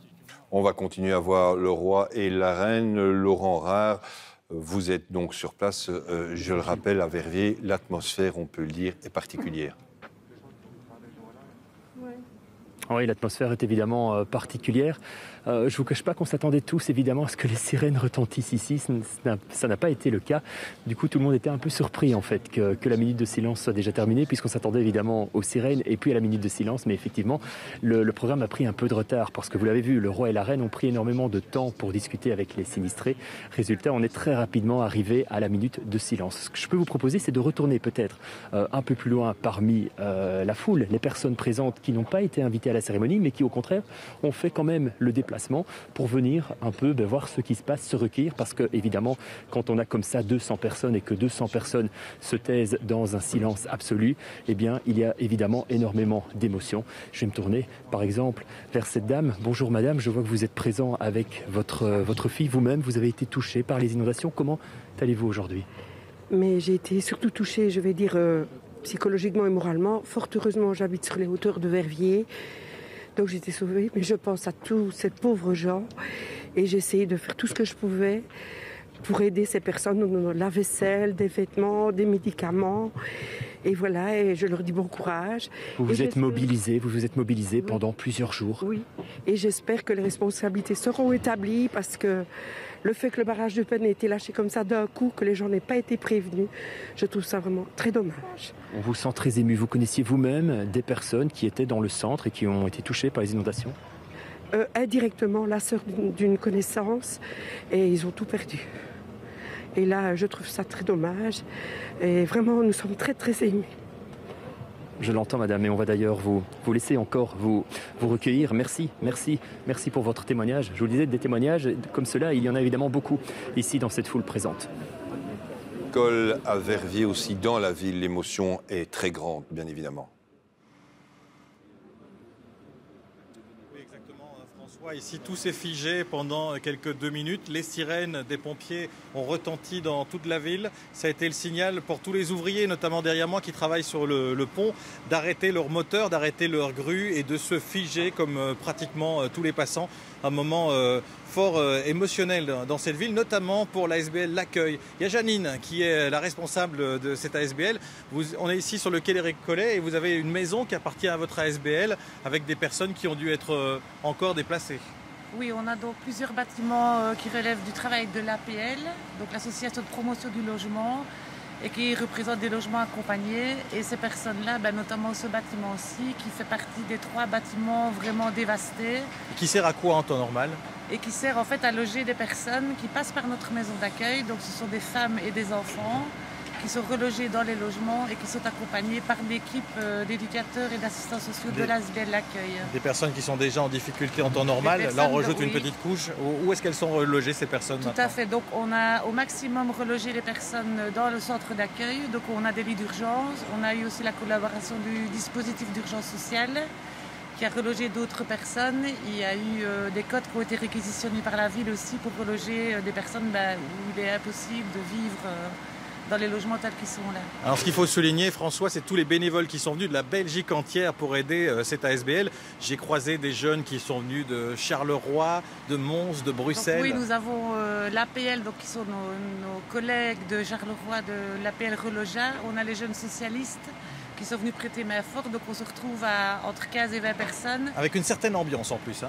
Et il y a quand même l'esprit liégeois partout, l'esprit wallon, et on essaie de faire ça vraiment avec beaucoup d'énergie et chacun soutient l'autre et ça se passe très bien. Alors je vois, Janine, que ces personnes sont à l'arrêt pour le moment, encore marquées par la minute de silence parce que tout le monde s'est figé ici pendant une bonne minute. Oui, c'est un grand moment d'émotion vraiment, étant donné qu'on a tous vécu, on a tous quelqu'un qu'on connaît qui a vécu des drames, et notamment pour nos bénéficiaires. Et dans cet esprit de solidarité, ça touche vraiment fort et ça va droit au cœur. Ouais, ça a touché tout le monde, hein, les passants comme ceux qui sont directement marqués par ces inondations, cette véritable catastrophe, François. En tout cas, ça a été vécu comme un moment très important ici au centre-ville de Verviers. Laurent Wallenberg à Wavre, vous êtes à la caserne des pompiers. Vous êtes avec un pompier qui a été en intervention dès les premiers moments des inondations. Exactement, Yves Lefebvre, pompier, sapeur-pompier, retraité dans 2 mois. C'était sa dernière grosse intervention. Elle était hors incendie. Finalement, la plus grosse de sa carrière, Monsieur Lefebvre, c'était quoi votre quotidien pendant ces journées intenses?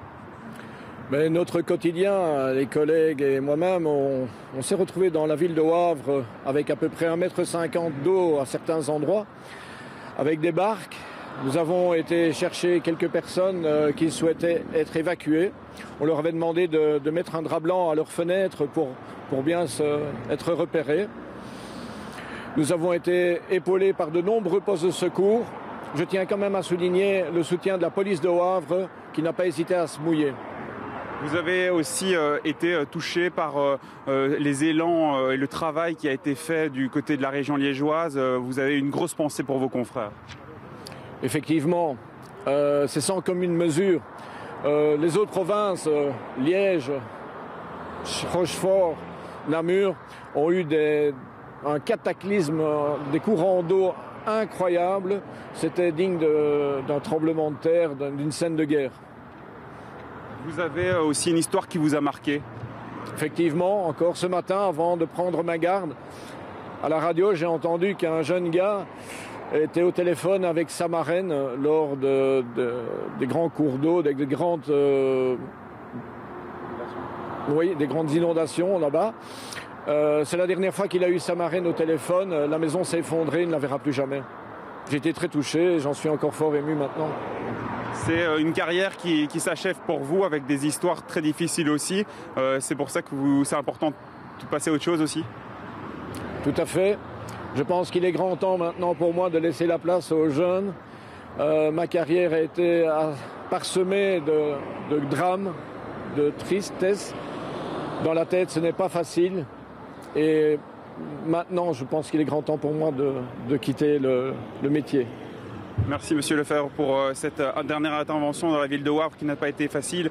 Et ces pompiers qui se sont présentés ici pour cette minute de silence, je peux vous dire que l'émotion était à son comble. Laurent Rare à Verviers. Laurent, la visite du roi et de la reine continue. Comme on l'a dit avec Daniel Welter, le protocole n'est pas tout à fait respecté en termes de timing parce que le roi et la reine se rendent compte qu'il est important de parler, d'écouter un certain nombre de victimes, je suppose.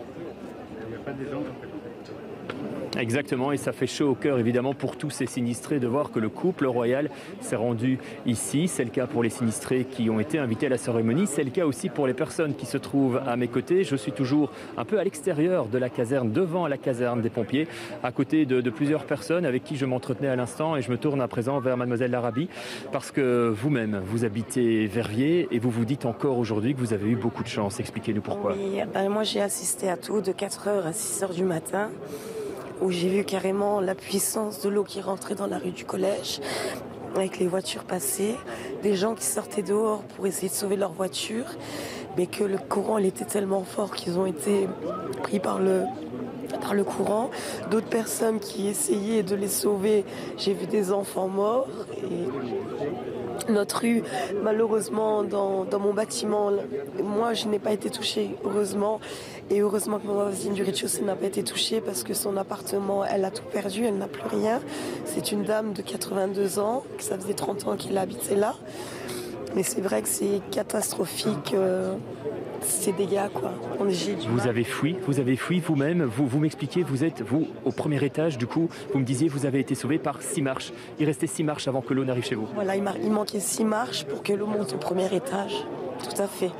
Donc moi j'étais fort stressée, j'appréhendais, j'espérais que l'eau ne monte pas et en plus quand j'étais dans mon couloir je voyais l'eau qui sortait des deux bâtiments qui rentraient avec la puissance de l'eau, toutes les affaires qui sortaient, les portes qui s'arrachaient, les poteaux qui s'arrachaient. Non, c'est vraiment catastrophique et je suis encore sous le choc et je suis encore sous l'émotion. Et je précise que vous êtes enceinte, madame. Oui. Et je suis enceinte. Oui. Allez, c'est le meilleur d'espoir. On vous souhaite bon courage, madame. Merci. Que tout aille bien pour vous. Merci pour votre témoignage. Témoignage et moment d'émotion. Si Arnaud Montero et Isoprel, eh bien, on est tenté de dire que la vie continue puisque les opérations de déblayage, elles aussi, continuent. Oui, tout à fait. On ne s'est pas nécessairement arrêté pour la minute de silence, ce deuil national, même si les habitants ici des Auprel ont très très fort pensé aux victimes, surtout en province de Liège. Ici, il n'y a pas eu de victimes. Mais ce qui marque surtout, c'est le fait que les habitants ne se sont pas arrêtés parce qu'ils sont débordants d'énergie. Ils veulent absolument rapidement pouvoir déblayer tous les gravats qui se sont accumulés dans leur maison, mais aussi les maisons des autres. Je me trouve ici en présence de Martine. Bonjour Martine, vous venez de Courcelles, vous n'êtes pas du tout des Auprel. Où vous trouvez votre énergie ici? Oh, mais c'est les gens qui nous donnent cette énergie quand on voit le malheur et que nous on a eu la chance d'être épargnés, mais on donnerait tout ce qu'on a parce que c'est vraiment génial. Et puis on voit des gens qui sourient. Bon, on ne sait pas faire plus pour eux, mais les voir sourire, mais c'est magnifique, quoi. Pourquoi est-ce qu'ils sourient, les gens? Parce qu'ils voient qu'on les aide, ils se sentent soutenus et ils ne se sentent pas abandonnés du tout. Et ça, c'est génial, quoi. Vous, pourquoi est-ce que vous venez ici alors que vous étiez si loin finalement de la catastrophe? Tout d'abord, on a hésité. On voulait aller à Pépinster, puis on s'est dit, mais tout près. On avait aux informations que, pas si loin que ça de chez nous, une demi-heure, il y avait des gens qui avaient besoin d'aide aussi, même s'il n'y avait malheureusement pas eu de décès. Donc, on s'est dit, il faut aller prêter main forte à ces gens-là, parce que ça peut arriver à tout le monde, et je crois que ça ferait plaisir à tout le monde d'être assisté. Hein. Parce que quand on voit les dégâts dans la rue ici, d'ailleurs, je crois que les containers ne suivent pas pour le moment, tellement les gens sont dynamiques et on sent qu'il y a un mouvement de solidarité et de bonne humeur qui est apporté avec ça, quoi. C'est ce qu'on retiendra vraiment, François, c'est ce dynamisme, cette solidarité ici à Isoprel, même si les gens n'ont pas été directement impactés puisqu'il n'y a pas de mort ici à Isoprel, on sent beaucoup de solidarité. Solidarité, c'est un des maîtres mots, en effet, des jours qui ont suivi ces inondations. Benjamin Verportenatro, là aussi, de la solidarité, des opérations de déblayage, et on pense déjà à l'avenir, Benjamin. Oui, on pense à l'avenir, même si pour le moment on est toujours en train de nettoyer. D'ailleurs, vous le voyez peut-être dernièrement, cette maison, eh bien, elle est tout doucement vidée. Alors, si on passe en fait sa tête juste derrière là-bas, eh bien, on est tout simplement dans la cuisine des gens. Preuve encore une fois qu'ici, tout a été très abîmé. Alors, j'ai à côté de moi Robert. Il habite du côté de Frépont. C'est pas très loin d'ici. Vous êtes venu donner un coup de main, vous, pour nettoyer tout ça? Oui, je vais donner un coup de main aux gens qui ont acheté les appartements, parce que c'est ma résidence. Donc, d'essayer de remettre à neuf avec les assurances, les entreprises, pour remettre comme ça c'était au départ, quoi, pour qu'on revienne à une situation initiale qui était déjà assez bien. Et voilà, maintenant pour l'avenir, je dirais, l'avenir, je suis assez optimiste. Bon, ça va se refaire. Je pense que il y a beaucoup de choses ici qui vont se refaire dans la commune, qui se renouvellent. Bon, maintenant, c'est sûr qu'il faudra des subsides, parce que au niveau des communes, je ne pense pas qu'ils ont les reins assez solides pour refaire tout ça. Mais bon, je pense que les subsides viendront de pas mal d'endroits et on se retrouvera dans un milieu encore meilleur qu'avant, quoi. Donc voilà, il faut rester optimiste. Qu'est-ce qui vous rend si optimiste, justement? Parce que il y a une catastrophe. Moi, je suis nature optimiste et je pense que il faut aller de l'avant maintenant. Et je pense que tout le monde va faire le nécessaire et beaucoup de solidarité. Et on mettra tout ça en place pour qu'on sera dans un monde meilleur avant ce sinistre-là. Ce sera l'occasion aussi d'embellir des villes comme celle de Traux, par exemple, qui devenait quand même très vieillissante. Oui, voilà. Je dirais dans le malheur, c'est peut-être une opportunité de remettre un petit peu, je dirais, de la jeunesse dans la commune, de faire des investissements et de la rendre encore plus belle que ce qu'elle était avant, quoi. Donc voilà, c'est ça qu'il faut, je pense, avoir dans la tête. C'est vrai que pas mal de gens ont été touchés, et il y a beaucoup de malheur, mais il faut aller de l'avant et reconstruire, quoi. Le Liégeois est valeureux, il se relèvera. Le Liégeois voit toujours de l'avant et est très optimiste, quoi. Voilà, vous le voyez ici, on reste malgré tout optimiste avec une situation qui, on le sait, a été relativement dramatique. Mais c'est clair, on a croisé beaucoup de monde les derniers jours. Tout le monde a le sourire finalement et c'est ça aussi qui nous interpelle beaucoup. C'est qu'on est toujours très bien accueillis partout où on va. Les gens ont le sourire et nous disent finalement, on n'a plus que ça. Et cette solidarité, cette bonne humeur aussi fait très chaud au cœur. En effet, ça fait plaisir quant à l'avenir aussi. Anne-Catherine, vous étiez, je le rappelle, sur le terrain, on l'a vu, on l'a dit, vous avez donné vos explications, votre ressenti. Justement, à propos de ressenti, cette espèce de positivité permanente et cette solidarité, c'est à la fois touchant, mais surtout très étonnant vu l'ampleur de la catastrophe. Oui, au niveau de la solidarité, en fait, quand on était vraiment au premier moment, c'était plutôt sauve qui peut. Donc les gens essayaient de sauver une vie, de sauver une ou deux personnes. Et ici, quand je suis retournée un petit peu sur les... Je vous interromps un tout petit peu, Anne-Catherine, parce que le roi est en train de quitter Verviers. C'est cela, Laurent ? Oui, mais avant de partir d'ici, il va saluer les personnes avec qui on s'entretenait à l'instant. Donc il va passer à quelques mètres de nous, il va être tout près. Vous le voyez toujours sur ces images de Didier Hilderive, il attend la reine, voilà, qui se dirige vers lui. Voilà, on nous demande de nous écarter également pour que tout le monde puisse voir la scène, ce que je fais. Voilà, le couple royal qui va passer juste à côté de nous. On ne va évidemment pas poser de questions parce qu'il nous est demandé, c'est le protocole, de ne pas poser de questions, ce qui ne va pas nous empêcher on espère en tout cas pouvoir tendre notre perche pour avoir un peu d'interaction avec les personnes. Voilà, ils passent juste devant nous et ils vont donc s'entretenir avec les personnes qui ont fait le déplacement, qui se trouvent donc ici une centaine, 200 personnes présentes devant la caserne des pompiers et on se rapproche, nous, de la reine. Je vous laisse vivre ça.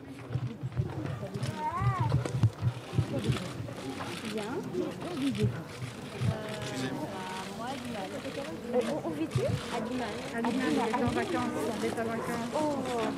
Et vous êtes tous non. Non, moi j'avais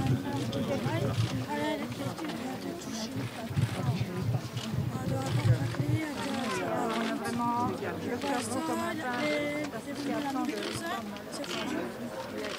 voilà, et c'est vraiment. Et mes petits-enfants étaient en vacances libres.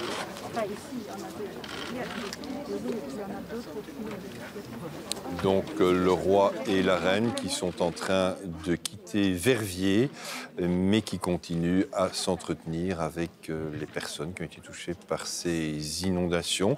Ils se sont entretenus tout au long de cette cérémonie aussi avec les personnes de la protection civile, les pompiers, tous ceux qui ont prêté main forte aux sinistrés. Et là, le roi et la reine sont donc en train de quitter Verviers. Mais on le voit, il y a cette nécessité aussi chez eux de continuer à s'entretenir avec la population. Anne-Catherine Croufert, on peut le dire, une population qui a besoin de ce réconfort. Oui, on a besoin de parler, les gens ont besoin de raconter encore et encore. Et puis, ce qui nous a stupéfait hier, c'est que quand il y avait l'eau, c'était un petit peu au coup par coup. Les gens essayaient de sauver une personne, d'aider une personne. Mais hier, surtout, quand j'ai été le long de la Vesdre, c'est 60 km, c'est de détritus à gauche, à droite. On était au centre de Tilff. Et on ne savait plus marcher, on ne savait même plus avancer en voiture, tellement les gens aidaient les uns et les autres. Et ce que M. Herpic, comme disait tout à l'heure, il faut faire attention aux zones inondables, eh bien, on est allé sur le dessus de Tilff, et là, jamais je me serais imaginé qu'il y aurait de l'eau et qu'il y aurait autant de dégâts. C'était à 500 mètres à peu près de Lourdes. Laurent Rare, vous êtes près du roi et de la reine.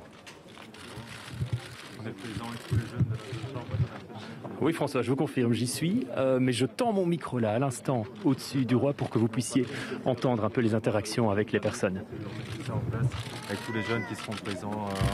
Et aujourd'hui, on tient à être présents aussi pour soutenir tout le monde dans cette triste catastrophe. Des jeunes qui se mobilisent C'est ça, pour... tout à fait. Ici sur Liège, on a plus de 5 sections qui ont été impactées un peu partout. Et donc on a eu des gens de Arlon, on a eu des gens de Bruxelles qui sont descendus nous aider, donc plein de jeunes. Et on continuera dans les prochains mois pour la pauvreté, pour tout, pour essayer de relever notre pays à ce niveau-là. Je suis vraiment fier de vous. C'est formidable ce que vous faites. Donc voilà, on remettra la gerbe de fleurs aux autorités. Oui, oui. Vous allez remettre là-bas. C'est bien ça. Merci pour votre venue. Bravo pour ce que vous faites. Merci bien. Merci. Je peux la remettre à...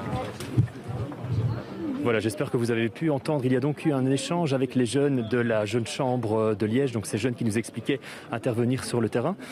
On était un peu à l'écart évidemment, mais on a pu entendre le roi leur dire, les remercier grandement pour tout ce qu'ils font. Et là, le roi se dirige vers d'autres personnes, des personnes plus âgées.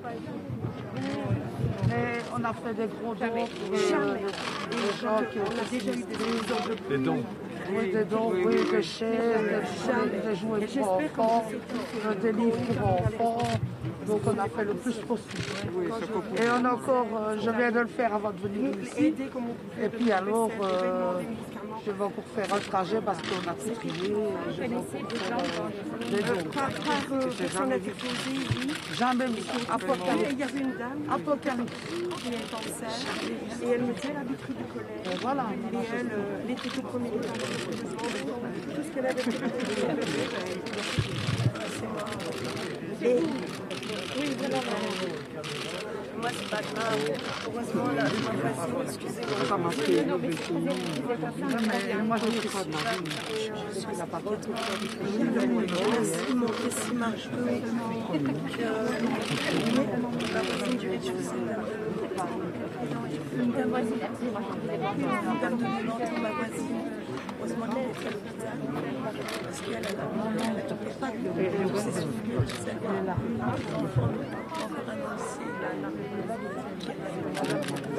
que on a peur justement moi j'étais dans la rue donc j'ai vraiment assisté au grand coup qui c'était vraiment un tsunami vraiment un tsunami avec la puissance les voitures passaient je voyais et puis les gens ils essayaient de sauver leur voiture qui est emporté, d'autres gens qui essaient des enfants aussi.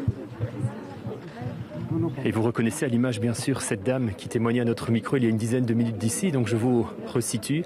Elle habite à Verviers, elle expliquait à notre micro qu'elle a été sauvée tout simplement par 6 marches, parce que 6 marches de plus et puis l'eau arrivait dans son habitation. Elle habite au premier étage d'un immeuble d'appartement et elle a vu passer depuis son balcon des corps emportés par l'eau. Beaucoup d'émotions évidemment pour elle, pour cette femme enceinte. Voilà, elle explique cette situation-là au roi et à la reine. Je ne sais pas si vous pouvez constater, mais en tout cas, le roi est en larmes. On n'a jamais vu ça. Moi, il manquait 6 marches que l'eau monte. La madame ne sait pas qu'elle a Non, parce qu'elle veut échanger son pacemaker, elle est à l'hôpital. Et ses enfants, j'ai vu l'appartement, carrément le bois, parce que l'eau elle est tellement montée haut dans la cave. Et le bois, c'est une que le bois, voilà, le bois. Et le bois. Il faudra l'accueillir. Dieu merci qu'elle n'était pas là. Prenez bien soin de vous, madame. Merci, madame. Prenez votre futur bébé. Merci, madame. Et puis, comme on dit, n'est-il pas la devise de la Belgique, l'union fait la force.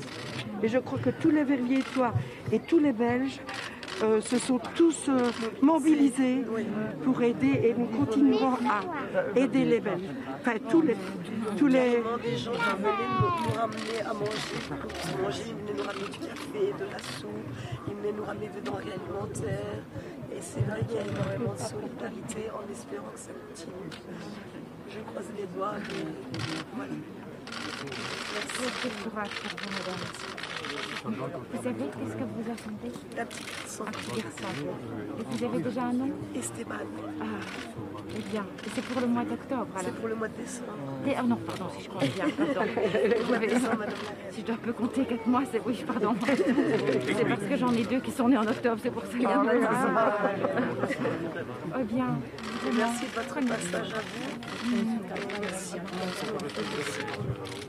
Prenez soin de vous et de votre petit garçon. Oui, je prends bien soin. C'est pas long. Au revoir. Oui. Vive la reine, vive la roi.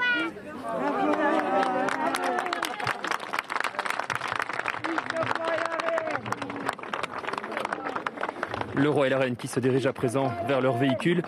On a pu, je peux vous le dire, on a pu assister à une scène un peu inédite, tout simplement parce qu'on a eu l'occasion de laisser notre perche au-dessus du couple royal. Résultat, on a pu capter effectivement ces échanges un peu exceptionnels, parce qu'habituellement le protocole refuse que les micros puissent comme ça se trouver au-dessus du couple royal. Ici, manifestement, ils nous ont laissé un peu plus de marge. Et à l'instant, quelqu'un du protocole se tourne vers moi en souriant, en me disant effectivement le moment est tellement exceptionnel et émouvant que voilà, il faut permettre à tout le monde de pouvoir exprimer ses sentiments et également pouvoir capter ces moments d'exception. Vous avez pu voir le roi et la reine très émus s'entretenir avec cette dame enceinte qui, on l'a appris, qui accouchera d'un petit Esteban dans quelques mois. Voilà, le roi et la reine qui remontent sous les applaudissements dans leur voiture.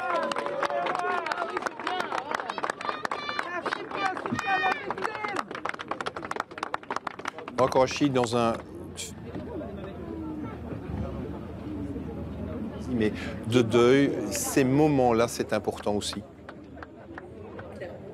Que dans l'échange qui a eu lieu entre la reine et cette dame, un moment très touchant, cette dame ça lui a permis à cette dame de faire un récit de sa souffrance. Et faire un récit de sa souffrance permet de donner du sens, d'être entendue et de se sentir aussi comprise.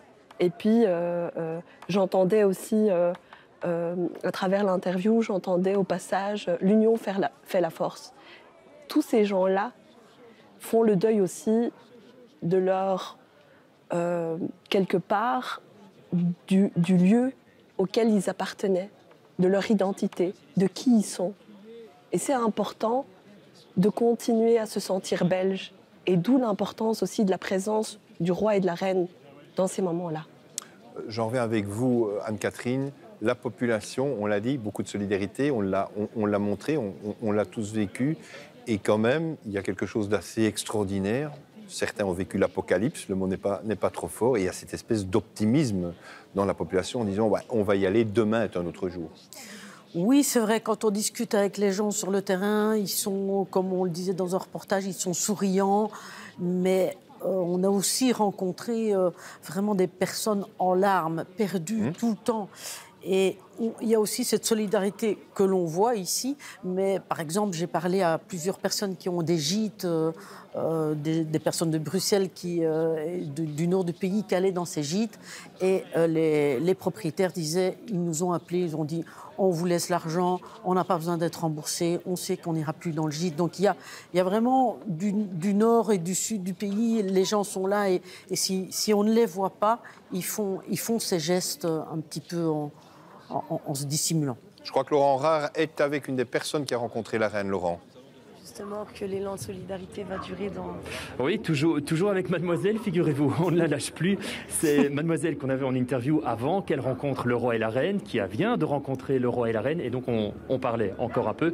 Mais on va vous proposer effectivement ce qu'elle me disait. Vous me disiez, ça fait évidemment chaud au cœur pour vous. On resitue, hein, donc vous habitez Verviers, vous me disiez encore 6 marches et puis l'eau arrivait chez vous, vous habitez au premier étage, vous avez vu des choses horribles. Depuis votre balcon avec des corps qui passaient et qui étaient emportés, par les eaux. Vous vous êtes entretenu avec le roi et la reine, une réaction, ça fait quoi? L'émotion, je sais pas quoi dire, je ne savais même pas moi-même. Regardez, je n'arrive même pas. Mais vous avez trouvé les mots, on était là, on a assisté, oui, ça fait chaud au cœur, vous avez besoin de ça? Oui, tout à fait, on a besoin de réconfort, on a besoin de se sentir soutenu, tout à fait, après ce qui vient de se passer. C'est catastrophique, comme je vous expliquais tout à l'heure. Et le couple royal a trouvé des mots réconfortants pour vous? Oui, tout à fait, ils ont trouvé les bons mots réconfortants. Et ça se voit parce que vous avez un sourire et ça fait plaisir à voir après effectivement tout ce que vous nous avez raconté. On vous souhaite une bonne journée, madame. Courage et déjà félicitations pour le petit Esteban alors qui arrivera dans quelques mois. Merci. Bonne journée, merci. Merci, et merci aussi à votre équipe et à toutes les équipes de la RTBF. Et on rejoint notre journaliste qui est à Verviers, c'est Olivier Coll. Alors Olivier, il y a des quartiers à Verviers qui tentent de revivre et de revivre très vite pour mieux vivre après. Exactement, François, après les larmes, après le réconfort qu'on a entendu aussi dans les mots des uns et des autres. Ici, c'est un petit peu d'espoir qu'on a. Je suis maintenant dans le quartier de l'Harmonie, l'un des autres bâtiments emblématiques de Verviers. Et derrière moi, on voit des bus passer, on voit des vélos, on voit quelques commerçants qui ont déjà rouvert leurs portes parce que voilà, c'est le signe que la vie va reprendre. Et parmi les badauds qu'on a interpellés, il y a Mustapha. Bonjour. On voit derrière nous un des cafés communautaires qui sont légion ici à Verviers. Vous êtes un habitué des lieux. Oui, voilà. Je suis un habitué, ça fait presque, on va dire, 10 ans. On a grandi dans le quartier ici. Et voilà. Il y a tous les commerçants qui se connaissent. Et voilà, la vie, ça continue. Derrière nous, on voit la terrasse des gens qui sont en train de prendre leur petit café. La vie est en train malheureusement, de l'autre côté, non, il n'y a pas, comment on dit, il n'y a pas d'eau, il n'y a pas d'électricité. Malgré, il n'y a même pas, on va dire, 50 mètres. Mais ça, c'est ce que je ne comprends pas. Mais malgré tout, la vie est en train de recommencer à Verviers. Elle reprend. Voilà, justement. J'espère que ça va aller pour tout le monde et courage à tous les citoyens belges, même pour les gens qui sont intégrés ici dans le pays. Mais pour tous les commerçants, je leur souhaite courage et voilà. En tout cas, Mustapha, personnellement, vous avez votre fille qui est impactée du côté de Pepastar et pourtant, vous gardez le sourire, vous gardez la niaque. Toujours l'espoir, il y a toujours de l'espoir. Il faut, comment on dit, c'est la nature. C'est la nature, on n'a pas le choix. C'est le message que vous envoyez à tous les Belges qui nous écoutent. Voilà, je vous souhaite courage, soyez forts. Et la vie, ça continue, et voilà. Ouais. Et on voit aussi cette solidarité, François, qui opère absolument partout. Si on se tourne et qu'on va dans la rue qui est derrière, le paysage est sensiblement différent. Là, on est dans les débris. Et du coup, effectivement, c'est de nouveau des scènes de désolation que l'on voit. Olivier, je vous interromps parce qu'on retrouve Laurent Rare qui est avec le Premier ministre. Voir un autre invité. On ne peut pas laisser ça comme ça. Oui, Alexander De Croo, le Premier ministre qui s'entretient à l'instant avec des citoyens qui ont fait le déplacement et qui ont aussi des questions à poser au Premier ministre. Je vais tendre mon micro parce que le Premier ministre m'a dit clairement qu'il ne souhaitait pas s'exprimer aujourd'hui aux médias pour laisser la place aux sinistrés. Je vais donc vous laisser vivre ça, voir un peu les échanges. Que les gens puissent reconstruire leur vie. Merci d'avoir. C'est notre côté humain de faire ça, on peut pas. Mais bon, c'est vrai qu'on a eu Covid, on a ceci. Après ça, j'espère qu'on aura plus de bonnes nouvelles. Mais bon, je pense que c'est notre force. Quand on a quelque chose à l'encontre, on se met là. En tout cas, bon courage à vous. Et, une bonne nouvelle, c'est Angers Journaliste. Il revient bientôt. Voilà, des mots réconfortants du Premier ministre, effectivement, pour tous ces sinistrés.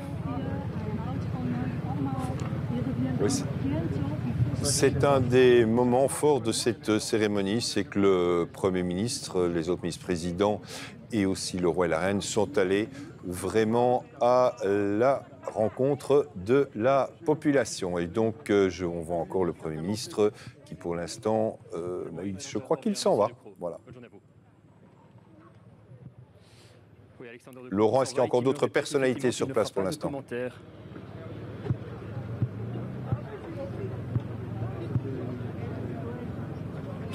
Voilà, le Premier Pardon, ministre... je n'ai pas entendu la question. Ce que je peux dire, c'est que le Premier ministre s'en va à l'instant et d'autres personnalités sont toujours présentes, vont bientôt partir. On peut se tourner évidemment vers d'autres personnes, notamment le ministre président wallon, voilà, qui est en pleine discussion avec les sinistrés, les mêmes personnes qui se sont entretenues avec Alexander De Croo.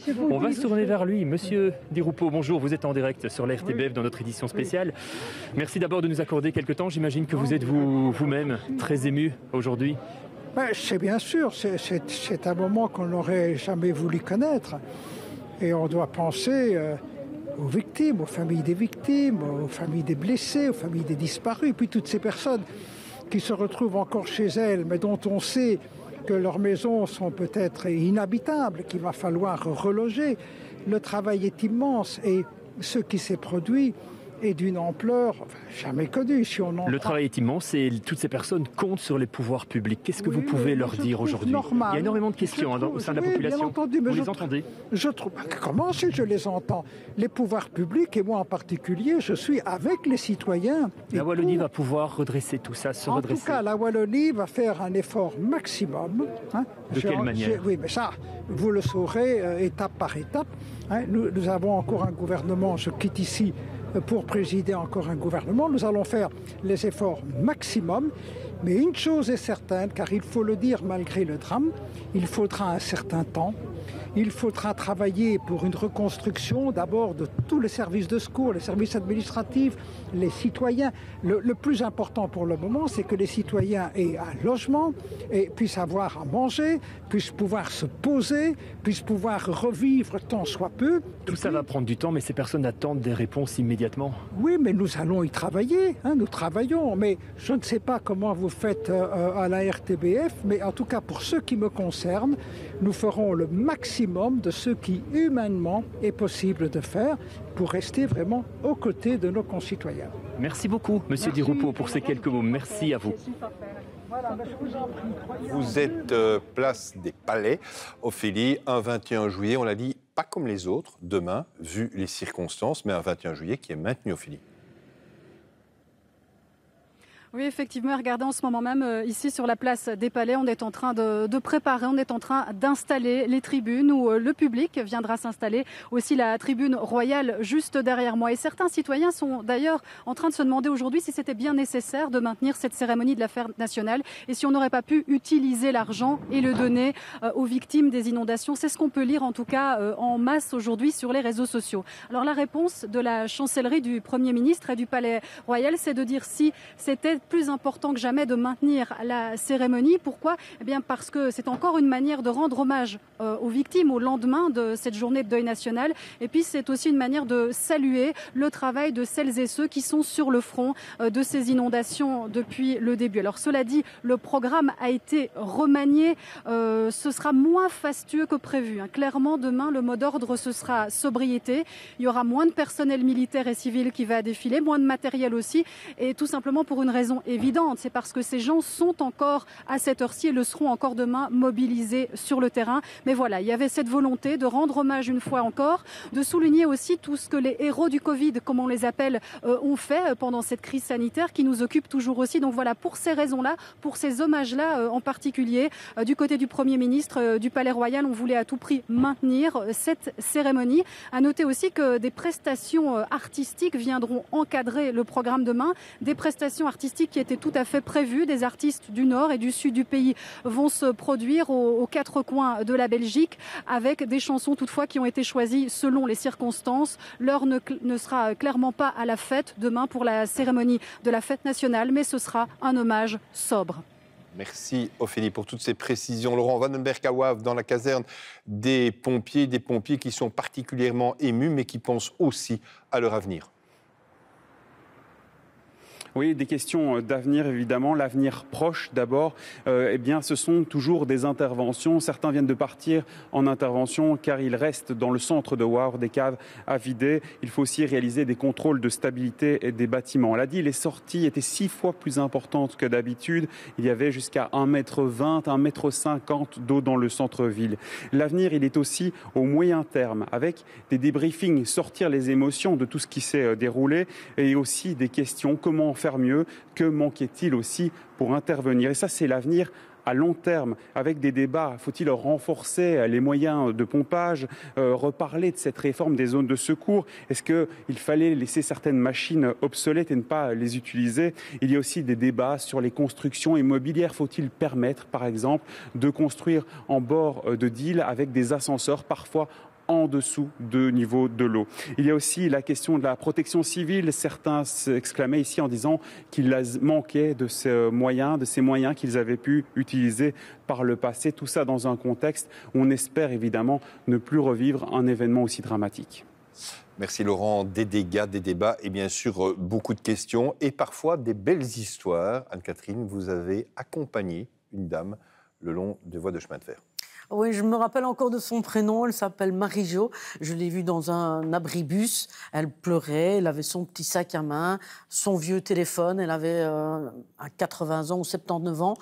Et pour rejoindre sa fille, il fallait traverser l'eau. Donc là, c'était pas possible.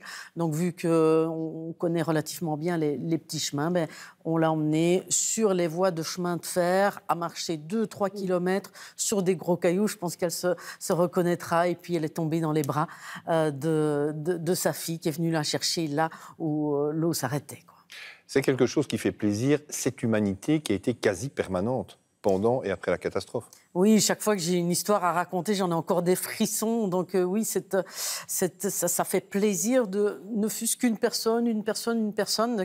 C'est des choses qu'on ne voit pas, mais ça fait vraiment chaud au cœur les uns et les autres de pouvoir aider surtout ces personnes âgées qui sont complètement démunies et surtout au niveau d'Angleur. À Angleur, il y a beaucoup de personnes âgées, des personnes un peu plus démunies. Et quand, je crois qu'on n'a pas le choix, on ne réfléchit pas. Et quand on voit ça, on fonce. On fonce et on en a encore les larmes aux yeux. Sébastien Fricom, une des nombreuses questions aussi, il y en aura encore beaucoup dans les prochaines semaines, le rôle des barrages. Est-ce qu'ils ont été utilisés à bon escient ? C'est vrai qu'on parle beaucoup du rôle joué par les barrages réservoirs qu'on a en tête de bassin sur la Vesdre et sur l'Orblève. Donc des barrages qui ont des objectifs multiples. Les objectifs principaux des barrages de Penne et de la Gilette, c'est la production d'eau potable. Butchenbach et Robert-Louis, c'est la production d'énergie. Et c'est vrai qu'on a des réservoirs comme ça disponibles. On s'en sert également pour écrêter les crues, pour essayer de diminuer les crues.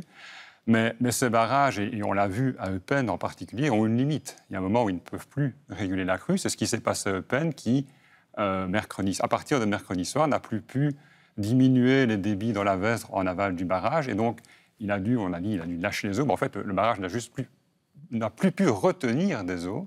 Donc, avant mercredi, il diminuait les débits dans la Vesdre à son aval. À partir de mercredi soir, il a laissé passer en aval tout ce qui rentrait dans le réservoir en amont. Et donc, à partir de mercredi soir, effectivement, c'est comme s'il n'y avait plus de barrage. Et donc, on n'avait plus cet effet bénéfique du barrage en aval. Et malheureusement, le pic de crue est arrivé effectivement plus tard, on l'a entendu, est arrivé pendant la nuit, et le barrage n'a pas pu contrôler ce pic. Alors, la question est, et elle revient souvent, est-ce qu'on aurait pu mieux gérer ce pic ? Alors, après, effectivement, on peut toujours mieux faire, quand on a toutes les informations. C'est toujours facile de réécrire l'histoire. Donc moi, je ne suis pas gestionnaire de barrage. On n'a pas encore le scénario de ce qui s'est réellement passé, donc comment est-ce qu'ils ont manipulé l'ouvrage. Tout ce que je peux dire, c'est que ce barrage, il est là depuis 70 ans. Il a toujours très bien fonctionné et il a évité des crues dont on ne parle pas puisqu'elles n'ont pas eu lieu. Ici, il a atteint sa saturation et on voit que quand ce genre d'aménagement atteint sa limite, il ne joue plus de rôle et on arrive aux inondations qu'on a vécues. Et donc la question de savoir si on aurait pu mieux faire sur base des données disponibles, sur base de la situation telle qu'elle a été vécue, ça, c'est pas à moi de le dire, de toute façon, je ne le sais pas, mais c'est effectivement des questions qu'il va falloir se poser pour, en tout cas, à l'avenir, optimiser, je veux dire, l'utilisation qu'on peut faire de ces ouvrages pour atténuer autant que possible les inondations à l'avenir, quand elles se représenteront. D'accord, ici, continuons à parler du deuil. La question peut être naïve, apparaître comme étant naïve. Il faut combien de temps pour faire un deuil ? C'est pas naïf. Je pense que c'est tout à fait sensé dans ces circonstances-là. Étant donné qu'on est face à un drame et puis qu'on doit faire face aussi à l'insoutenable, il y a tout un processus. Est-ce que ça veut dire qu'on doit se faire absolument aider par des spécialistes, par des gens comme vous, par des psychologues, ou est-ce que c'est aussi un peu naïf de poser la question, de se dire est-ce qu'on peut s'en sortir tout seul ou est-ce que c'est impossible ? Je pense que c'est au cas par cas. Et puis, c'est pas naïf d'imaginer une aide qui puisse se mettre en place. Et quelque part, ici, il y a... je pense qu'il y a nécessité de mettre comme une cellule de crise en place, étant donné la violence auquel les gens ont dû faire face, comme la dame qui disait dans l'interview qu'elle a dû voir des corps noyés et qu'il restait 6 marches avant qu'elle se noie elle-même. Et donc, comment est-ce qu'on peut reprendre une vie tout à fait normale après un tel drame ? Ça, je pense qu'il faut travailler tout ça et que je pense que l'importance d'activer des ressources autour de soi est tout à fait légitime. Vous venez de parler de vie normale. Sarah Hendricks à Angleur, là où vous êtes, apparemment, il y a aussi, et oui, de temps en temps, des scènes insolites. Ah oui, là je me trouve dans une rue d'Angleur qui n'a pas encore été déblayée, donc il y a encore beaucoup de détritus sur les rues. Et puis suivez-moi, on va entrer ici dans le jardin d'habitants de la rue. Et là la scène est un petit peu plus insolite. Les habitants me disaient c'est la brocante de Sabine, c'est le nom d'une amie qui les a aidés ici en fait à sortir tout ce qui a été trempé dans leur maison. a ici une tente aussi qui a besoin d'être séchée. Qui était, voilà, on a un petit problème de liaison avec Sarah Henricks et Laurent Rare. Vous avez... Ah, on retrouve Sarah. Voilà, c'est la loi du genre, la loi du direct. Sarah, c'est à vous. Vous m'avez à nouveau. Voilà, oui, vous êtes à nouveau en direct. Voilà. Oui, tout à fait. Avec donc le propriétaire de cette maison dont le jardin a été un peu transformé en brocante. L'ironie du sort pour vous, c'est que vous avez emménagé dans cette maison il y a à peine 9 mois. Jamais vous n'avez imaginé que vous seriez inondé de cette manière. Ah non, ça c'est sûr. D'ailleurs, des voisins qui habitent ici depuis 80 ans sont nés ici, n'ont jamais vu ça, donc on ne pouvait pas imaginer. Naïvement, d'ailleurs, on a décidé de surélever certains meubles, certaines machines, mais voilà, tout était emporté, donc c'était illusoire, quoi. Vous avez pu heureusement sauver une partie des meubles, notamment parce que l'eau est montée assez lentement ici. Vous étiez avec 4 enfants. On imagine que pour 4 enfants aussi, c'est un événement un peu traumatisant. Voilà, c'est vrai que sous le coup de l'adrénaline, on a pu monter un petit peu de meubles. Après, on a dû un peu encaisser le coup, voir tout notre rez-de-chaussée sous eau. Les choses s'en allaient, ceux qu'on n'avait pas su sauver. Après, on a beaucoup parlé avec eux, on a beaucoup discuté avec les enfants, donc ça va, ils ont quand même compris et bon, voilà, ils sont quand même encore jeunes, donc mais ça va, ça se passe assez bien pour le moment. Ils redécouvrent un peu le voisinage, les amis du voisinage, donc ils changent un peu d'idée aussi, quoi. Merci beaucoup, monsieur. Alors ici, c'est vrai que le nettoyage continue relativement dans la bonne humeur, dans la solidarité, mais aussi avec une pensée envers toutes les victimes en cette journée de deuil national. Laurent Rare à Verviers, la cérémonie est terminée. On l'a vu en direct, le roi et la reine sont partis, le Premier ministre et les différents ministres-présidents aussi, mais vous avez encore quelqu'un à vos côtés. Oui, effectivement, et je me suis permis de retirer mon masque étant donné qu'il y a beaucoup moins de personnes depuis le départ du roi, de la reine, du Premier ministre. Il ne reste que quelques personnes, mais pas n'importe qui. J'ai à mes côtés Renaud Godard, bonjour. Bonjour. Vous êtes bien connu ici et même au-delà de Liège en tant que membre du groupe Icons. Vous êtes-vous aussi mobilisé parce que vous êtes particulièrement touché par ce qui se passe dans la province de Liège depuis quelques jours. Expliquez-nous comment vous vous êtes mobilisé. Déjà, c'est normal de se mobiliser, c'est notre région. Et on est rentré de plein fouet samedi de vacances un peu plus tôt parce que il fallait qu'on vienne en aide premièrement là où je travaille, avant d'être chanteur. C'est une école à Dolin, à Saint-Joseph-Dolin. On a été ravagé par les flots. Une école dont il ne reste plus rien. Une de nos équipes était d'ailleurs sur place. On a pu voir ces terribles images. Qu'est-ce que vous avez fait du coup? Qu'est-ce que vous faites en ce moment pour aider? Après avoir déblayé, on a eu l'idée avec les gars du groupe de mettre en place une chaîne humaine pour essayer de ramener des meubles, parce qu'on en a vu tellement sur les bords des routes, les gens ont tout perdu. Donc on s'est dit on va essayer de ramener un maximum de choses utiles et durables. Et on s'est associé alors avec la commune de Soumagne qui dispose aux ateliers de Thiers d'un très très grand hall pour pouvoir stocker tous ces meubles. Les gens peuvent faire sincèrement 100% confiance. Pour l'instant, on a vraiment besoin de petits électros, de l'électroménager. Les gens peuvent amener, s'ils pensent que ça peut servir, qu'ils l'amènent et qu'ils vérifient. On leur dira directement, mais à mon avis, tout peut être utile. Ouais. Donc vous lancez un message aujourd'hui. Toutes les personnes qui auraient ça parmi leurs choses peuvent s'adresser à vous. Clairement, les gens ont besoin de pouvoir reprendre une vie la plus normale, le plus rapidement possible. On a aussi lancé sur nos pages de réseaux sociaux un appel aux dons avec un numéro. On essaie de faire ça comme on peut pour peut-être, avec l'argent récolté, racheter du mobilier scolaire ou racheter alors du mobilier tout court. Mais on veut ramener du concret dans la vie des sinistrés. Et ici, sincèrement, on ne sait pas comment s'y prendre d'autres. On est assez démunis par rapport à ça. Mais il y a un tel élan de générosité qu'on compte dessus. Vraiment. Vous avez vous-même des proches qui ont été touchés, qui sont touchés par ces inondations? Oui, des proches et des membres du groupe qui ont eu de 3 mètres d'eau dans le jardin à Anzival. Ça a été des images abominables. J'ai toujours pas de mots pour dire ça parce que c'est ça. Et en même temps, nous, on n'a pas été touchés. Ce qui veut dire que c'est vraiment une loterie, quoi. Sur ce coup-là, c'est après le coronavirus, après tout ça, encore ceci, c'est vraiment dur dans la vie des gens. Et vous-même, vous avez l'impression d'avoir eu de la chance? Oui, évidemment, j'ai eu de la chance. On n'a pas eu de mort autour de nous. Je pense aussi à tout cela. Non, on a eu beaucoup de chance et quand on a de la chance, il faut qu'on en fasse quelque chose et il faut qu'on la mette au service de ceux qui n'en ont pas eu. Ouais. Merci beaucoup. On retiendra ce beau message de votre part, Renaud Godard, membre du groupe Icons. Merci beaucoup. Merci pour votre présence. Merci à vous, Laurent. Merci aussi à votre invité, Olivier Coll. Vous êtes resté à Verviers. La population a vécu évidemment cette journée de deuil de manière assez particulière. On l'a dit plusieurs fois lors de cette émission et la vie reprend. Exactement, la vie reprend ou tente de reprendre pour Daniel qui est le patron de l'établissement, un établissement emblématique de la place verte à Verviers. C'est pas encore pour tout de suite parce que là, Daniel, il y a du boulot. On voit derrière nous, c'est la cuisine, c'est tout le restaurant qui est à jeter. Oui, tout. J'ai rien gardé. C'est catastrophe. C'est tout à jeter. La cuisine a eu 2 mètres d'eau. Tous les produits, toutes les machines, tous les verres, tout sont dégueulasses. J'ai tout jeté. Je ne prends pas de risque. J'ai pas envie d'avoir des maladies après. Alors j'ai tout jeté. On va tout changer. J'attends maintenant les corps de métier qui vont venir commencer à faire les devis. Alors je vois qu'il y a plein d'amis qui sont venus pour vous aider à tout vider. Il y en a certains qui essayent de récupérer l'une ou l'autre chose, mais c'est peine perdue. Oui. Oui, il y a des amis, des clients qui sont venus m'aider. Ça, c'est super. Parce que tout seul, c'est quasi impossible. S'ils n'étaient pas venus, je crois que j'aurais été noyé. Ici, au moins, ils m'ont sorti la tête de l'eau. Et voilà, on avance. C'est le 4e jour qu'on nettoie de suite et on n'a pas encore fini. Alors, vous avez traversé le coronavirus, Daniel, vous avez dû être fermé pendant longtemps. Là, c'était rouvert avec des transformations en ce qui vous concerne. Et puis, il y a cette inondation qui arrive.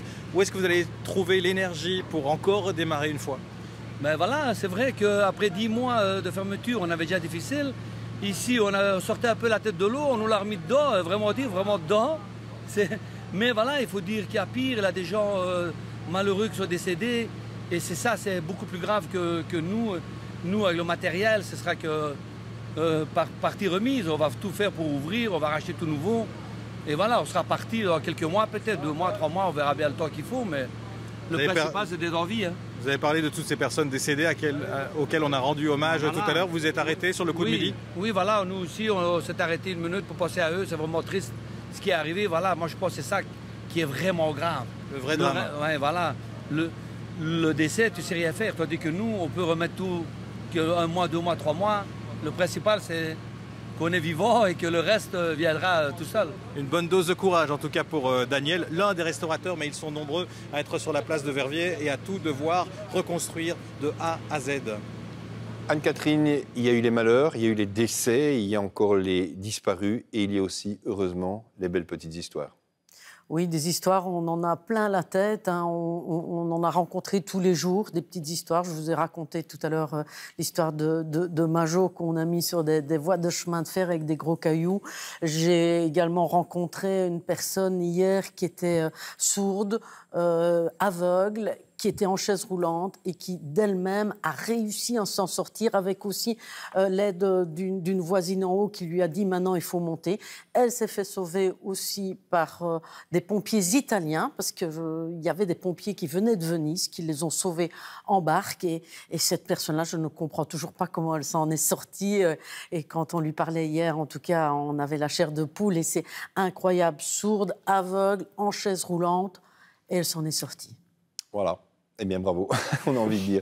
Laurent Rare, vous avez assisté, on l'a vu tout au long de cette émission spéciale, à tout ce qui s'est passé à Verviers aujourd'hui, lors d'une journée, malheureusement pas comme les autres, journée de deuil. Un bilan avec vous à Verviers? Évidemment, une journée placée sous l'émotion et peut-être encore plus ici parce qu'il y a eu un long silence, évidemment, quand le roi et la reine sont arrivés et aussi lors de la minute de silence, le roi et la reine qui se sont entretenus longuement avec les familles, avec les sinistrés, des sinistrés qui sont encore présents. On sent bien qu'ils ont tous besoin de parler. Ils nous le disaient, ils nous l'expliquaient, ils nous le racontaient à ce micro. Ils ont eu besoin de s'entretenir, notamment avec le couple royal, pour expliquer évidemment tout ce qu'ils ont vécu, tout ce qu'ils ont vu. On a eu des témoignages évidemment bouleversants. Souvenez-vous, cette dame qui est enceinte, qui accouchera en décembre et qui nous expliquait, eh bien, il n'y a eu que 6 marches qui l'ont sauvée parce qu'encore 6 marches et puis l'eau arrivait à son étage, à son appartement. Elle a vu des choses évidemment horribles depuis le balcon qui donne sur la Vesdre. Et derrière moi, eh bien, je vais vous montrer un peu encore tout ce qui se passe et vous expliquer que tout se termine évidemment. Vous voyez le dispositif qui est tout doucement en train d'être levé. Il y a toujours évidemment les camions de pompiers qui sont présents dans cette caserne caserne de pompiers qui couvre une grande zone. C'est plus de 450 pompiers ici. Eux-mêmes ont été touchés par la visite royale, par la visite des autorités politiques également.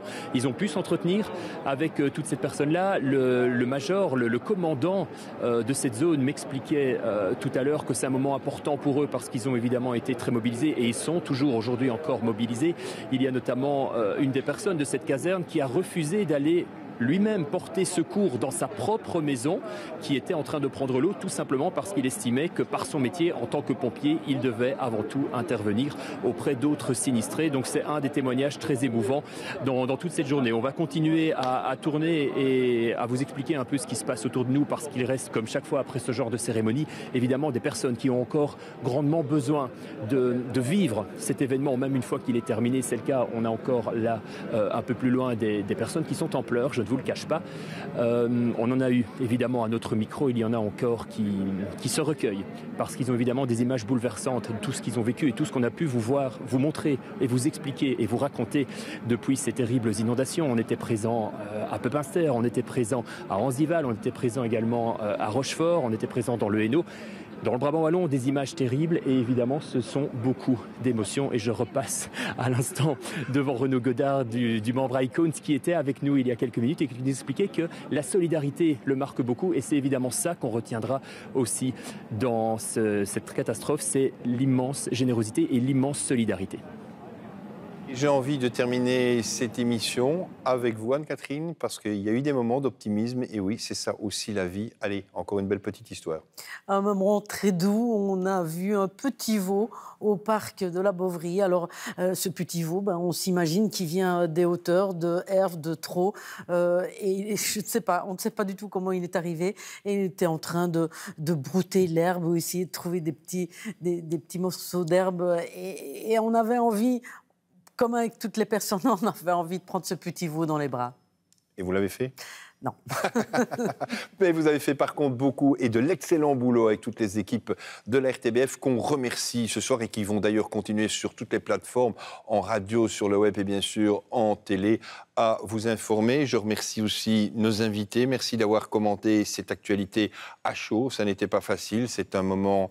on a envie de dire malheureusement rare, une journée de deuil national. Dans quelques instants, dans le journal de 13h de Véronique Barbier, on va revenir sur cet événement. Et d'ici quelques instants, nous sommes, vous le savez, à la veille du 21 juillet. C'est aussi la tradition, c'est le discours du roi qui va commencer donc dans quelques instants. Je vous propose de l'écouter, un discours royal que vous pouvez écouter en radio, que vous allez découvrir dans quelques instants en télé et bien évidemment avec les analyses de notre service politique, analyse service politique en radio, en télé et sur le web. Je tiens à remercier toute l'équipe qui a préparé cette émission spéciale, Gérald Vandenberg, les réalisateurs, les scripts, les caméramans, les mixeurs, tous ceux qui font que ces émissions spéciales sont aussi une réussite et que vous restez fidèles à la RTBF. Tout de suite, le discours royal.